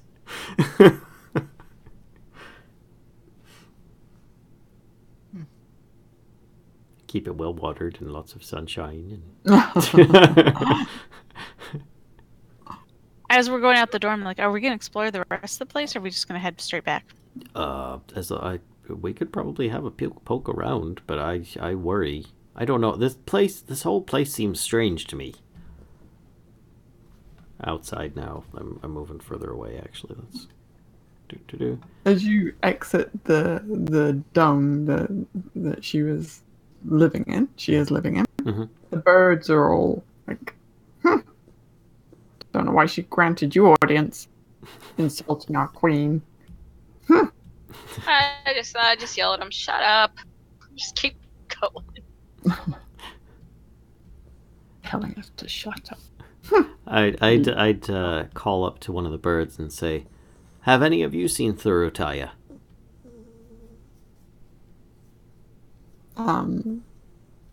They say, no, of course not. Who does she speak to when she says this?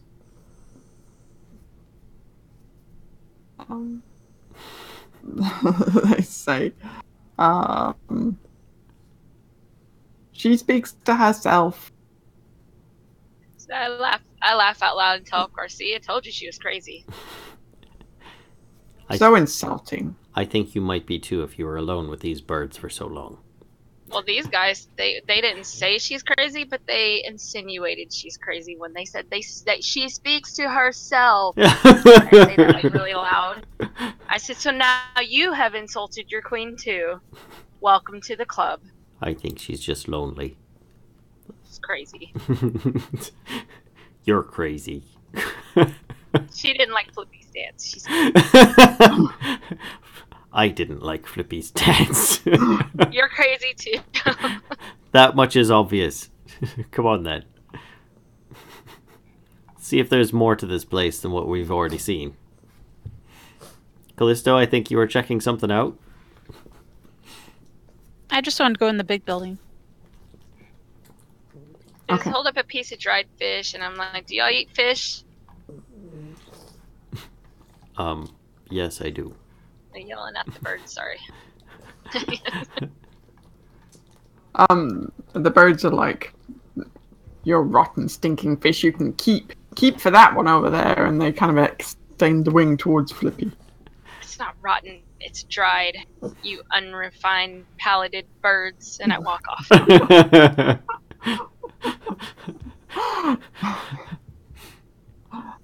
Flippy, you don't have to take this. Come on. Over at the center building, let me get to that. So the doors that you approach there are shut. That they are quite rusted. Yeah, the hinges look rusty. All the mechanisms on them look pretty rusty. Can we get Vorn over here to break them down? Why don't we just try opening it still? Yeah, okay, we try that first. Okay, I'm gonna try to open it. Maybe we could try to mend it, so just get it into better condition. We could do that. You take one door, I'll take the other. Mend. Mendy McMenderson. Yeah, magic welders. Magic menders. So yeah, as you're mending it, you see the rust kind of flake away, and beneath it, is revealed the hinges are back to their kind of old or original shine and luster, and the door where the wood was kind of rotting and dried and flaking, it becomes this polished wood again. And it all begins to look, fairly new, actually. So yeah, the handles, are kind of these double handle there, and they do become this shiny metal again. There you are, Kellisto. Now try the doors. Okay, I'll try the door, but you guys should do this for the whole place. It took us 10 minutes to do these doors. So yeah, you try the handle, and the handle works fluidly. It opens very easily, and the door swings on its hinges very nicely. No creaking or squeaking or anything like that. Fireball trap. Hang on, let me take away the thing, because I think there's a thing there. There is a thing there. I gotta zoom in though, because I can't grab it from this. Oop. Alright. Ooh, guys, look, it's kind of cool. Whoa. So It's a big old statue. Yeah. So there is an 18-foot tall stone statue of a Cholton warrior in splint armor, wearing a helmet festooned with tyrannosaur teeth and bearing a shield of intricately patterned leopard hide. It towers over the chamber and looms above a wide octagonal cistern, which is this water pit that you see kind of in the center. The chamber echoes with the sound of rainwater dripping from the ceiling into the gaping pit. The face of the giant warrior statue is obliterated by deep gouges, but the rest of the statue remains intact.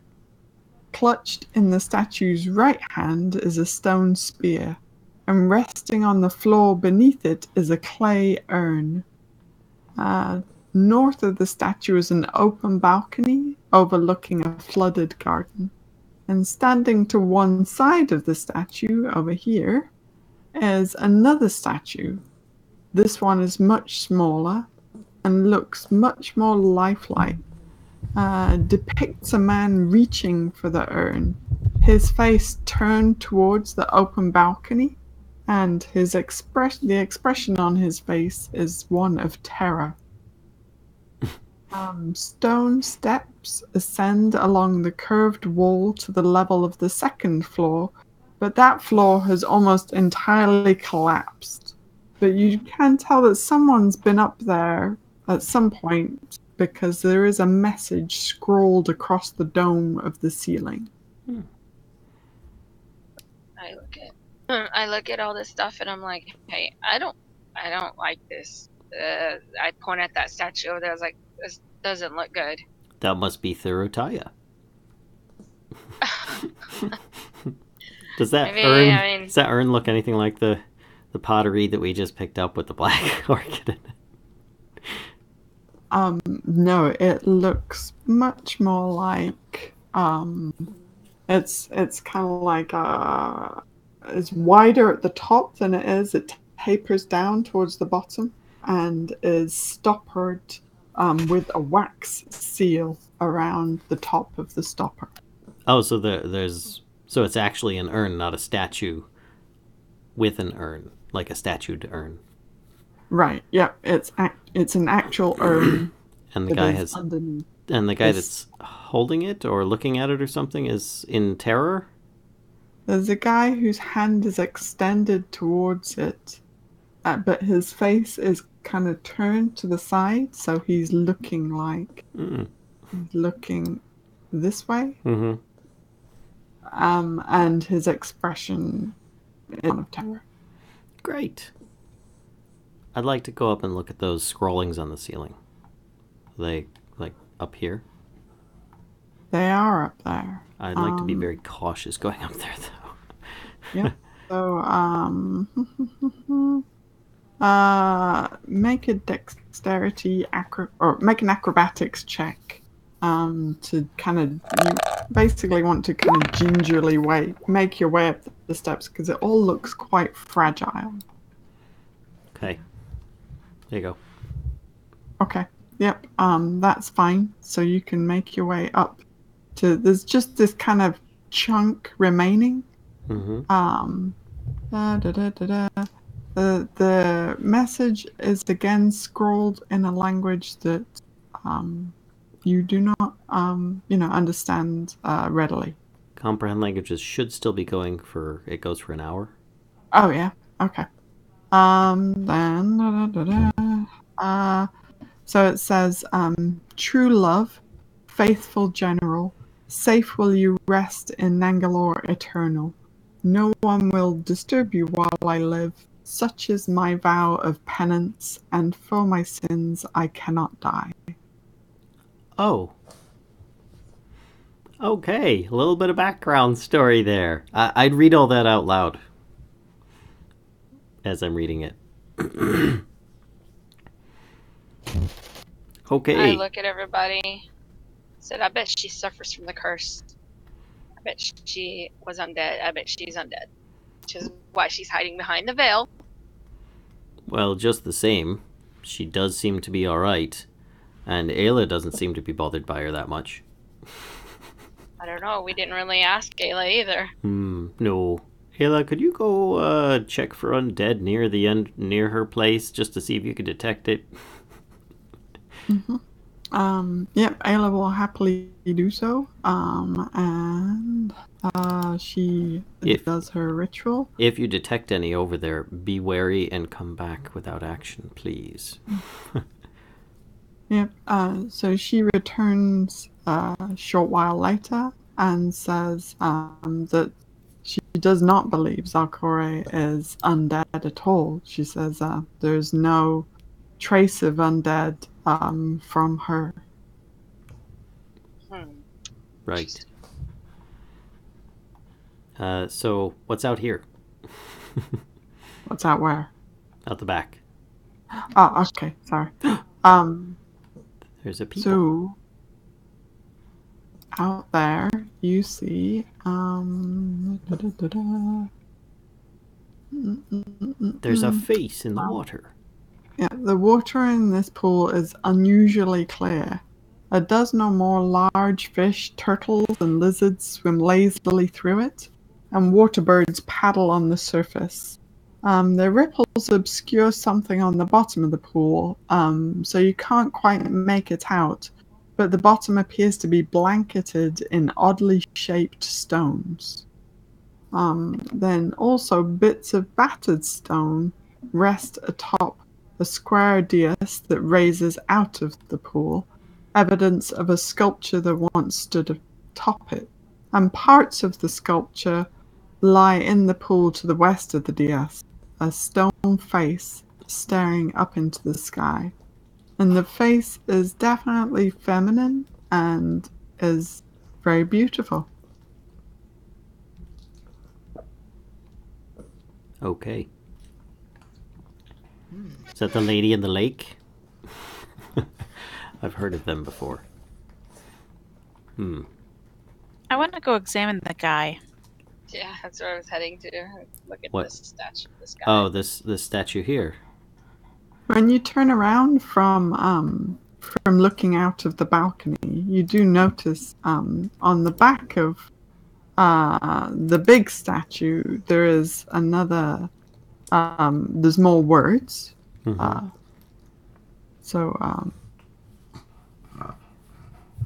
Yeah. Was it say Ulfgar? I don't know. Let me read it.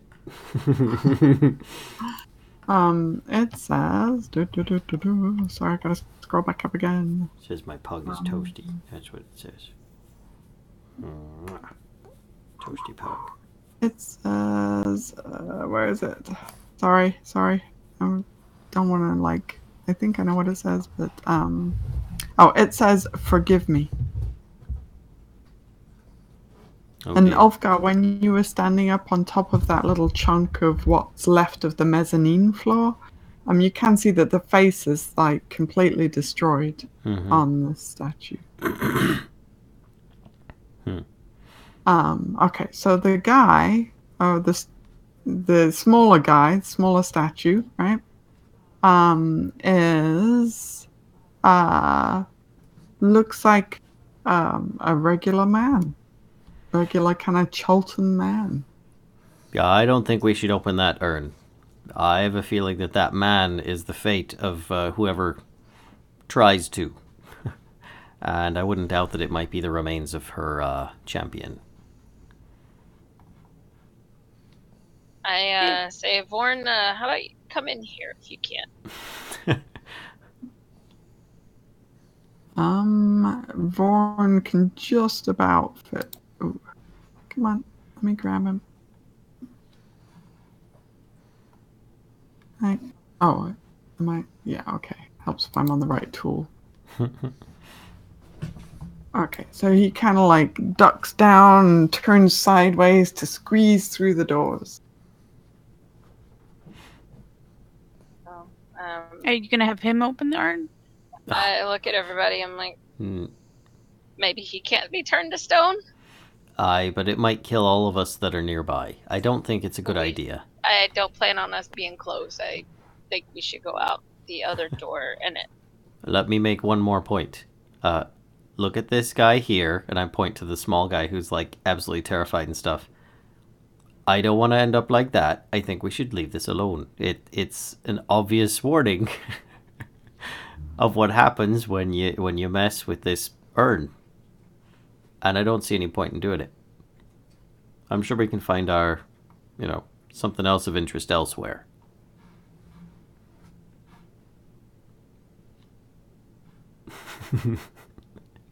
I look at the door. I'm like, well, go out this door and let's see what's out there. So this door is decay has got the better of it. Oh. Right? It's completely kind of fallen off its hinges. Oh. Okay. Yeah, that door is gone, basically. There's like rusty metal hinges with a few bits of wood kind of hanging there, and the rest of what's left of the door is scattered around. And we spent all that time repairing the other door. Right. What do we see out here? I see some kind of large face statue with some medallion on his head or something. So that that is a statue, and it's kind of similar to the one that you saw way to the south, that was wrapped in webs. So Okay.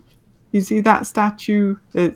It's again on top of kind of a bell-shaped sculpted stone. area, and then further kind of up here you see a similar dome-shaped building as the one that Zalcore was living in, but this one is in much worse repair. Like a tree has started growing through it, and bits of it have fallen apart, and all that jazz. I see something here. I'll click it again. Oh, yeah. Yep, so you see steps going down into the water, and you, from your vantage point before, you could see like a tunnel, right? So it kind of, there's a tunnel that goes like this, right? Okay. Do you want to check out to see if there's more royalty over here? In the top left dome. I don't think we should push our luck. We should just take the Black Orchid. Is the door open I on the dome? Uh, Because I've got visibility into it. I don't know if I'm supposed to. yeah, I'm pretty sure you are supposed to. Yep, so that's a crumbled pagoda. You're sure it was absolutely beautiful once, but time and decay have given it a kind of, sinister air. It's also smells quite bad. And from what you can see, well, that's probably, unless you're going closer to it, that's probably about all you can see. There's kind of an odor coming from that general area, though. Well, it looks to me like there's a stairway off its east side. I'd be interested to go down that to see if I can get a closer look at that. The pond water, the base down at the bottom looked questionable to me. A strange stone I'm unfamiliar with from this distance of the balcony. So I'd like to check that out. I'd start heading over that way. I don't know if others want to follow or not, or if they're busy with other stuff, so I will give that opportunity. I'm standing in this doorway, and I'm still looking at that urn, and I look at Vorn. And I tell Vorn, come over here by me, throw a rock at that urn. Oh no, you're not just going to open it, you're going to try breaking it. Oh crap. So he's coming to stand there. And you're commanding him to throw a rock at the urn, right? Yeah. Okay. I'm just peeking around, like, behind his leg. I've lost Kellisto. Kellisto, where are you? She's still Oh, I was just outside the building. I walked through the broken door. Is somebody, like, standing on top of your token? Oh, she's under Flippy. There you go. No, Okay. he's... Hiding under the bird. I see it. Alright, so he is going to make a dexterity, because that's kind of like ranged.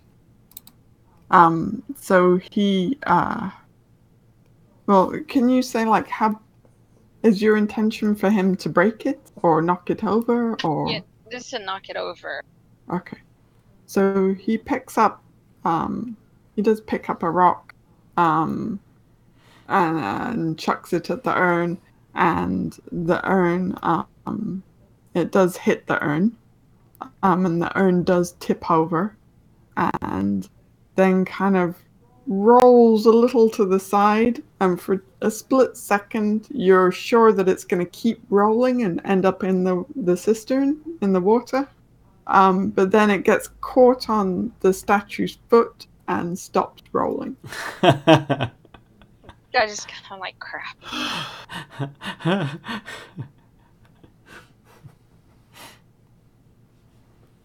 So,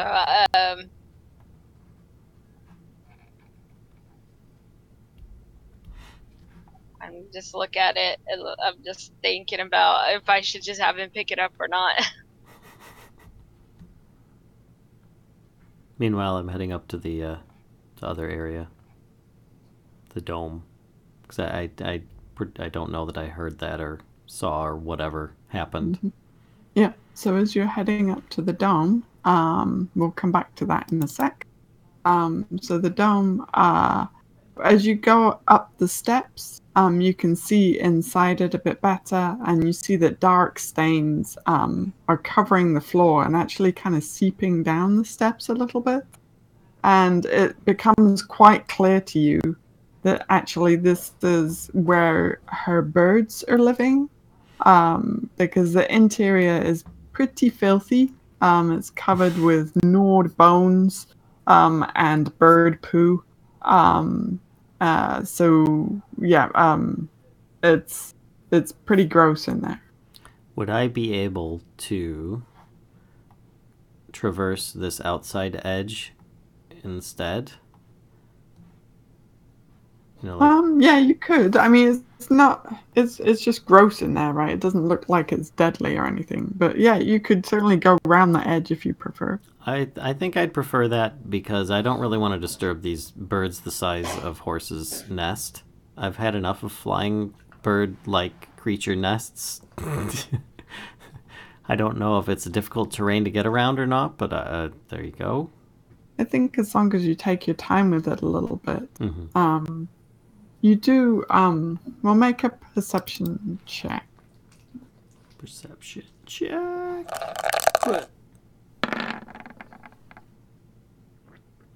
26. Okay. Holy crap. You see that one of the birds is now flying back towards the dome where Zalcori lives. Mm-hmm. You're not sure where it was previously, but it is squawking. Okay. Proceed to walk down towards the water's edge and see if I can get a closer look at the surface I saw. Okay. Tobias and Kellisto, what are you guys up to? I'm playing with Flippy. I'm currently watching for anything that could ambush us. Okay. Yeah, I kind of lost interest, and I'm just kind of like, okay, just play the bird.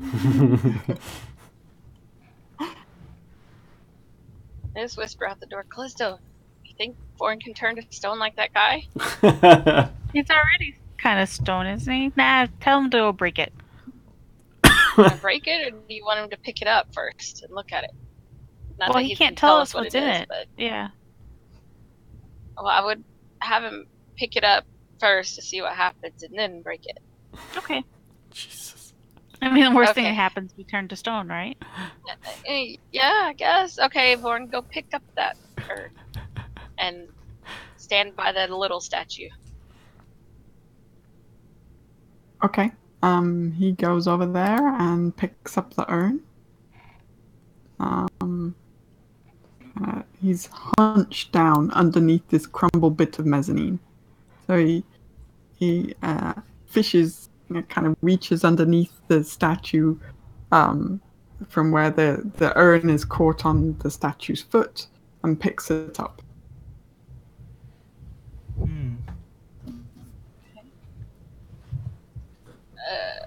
Okay, and then it's you said it was stoppered at the top, or is it covered in wax? It's stoppered, and the stopper has the wax seal around it. Okay, I just tell him to break it. So to break it in the cistern.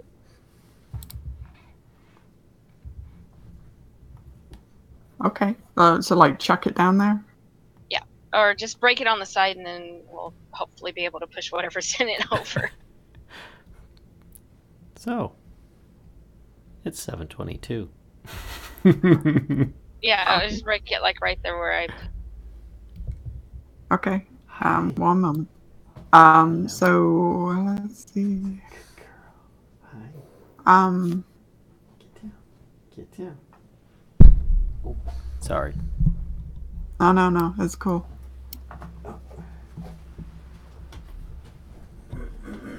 I just want to see exactly what's going to happen here. I mean, come on, y'all wouldn't let me pull her veil off. So you're gonna throw the remains of her lover down a cistern. Great. So Um, so Vorn steps closer to the edge.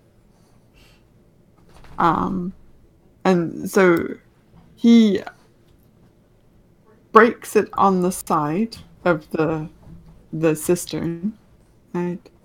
And as he does that, you see running through the door on the other end, Zalcore. So she runs into the room and screams, "No!" And from within this clay urn, there's a powdery substance that suddenly kind of spills and fills the air a little bit. And then Vorn just drops the urn down into the water. And the powdery kind of substance just kind of, filters slowly down and begins to settle on the surface of the water that's down in the cistern. And Zalcore screams, "You!" And she points across the cistern at you, Valia. And she, for a moment, well, there's just a split second where she decides, she makes, there's this kind of moment of decision, and then she just starts legging it, like running out fast as she can around the pool over here. Oh, I can't see anymore. Oh, crap. I yell at Vorn. Vorn, stop her. Oh, gosh. And that is where we are going to leave it. Shenanigans! See what happens when you don't let me pull veils off of people. You scatter their lovers' remains into a bathtub. Great. He can live on forever as one with the water. The vast water is never ending. I'm so nice to you. Oh yeah, take this. I'm throwing your dead husband away.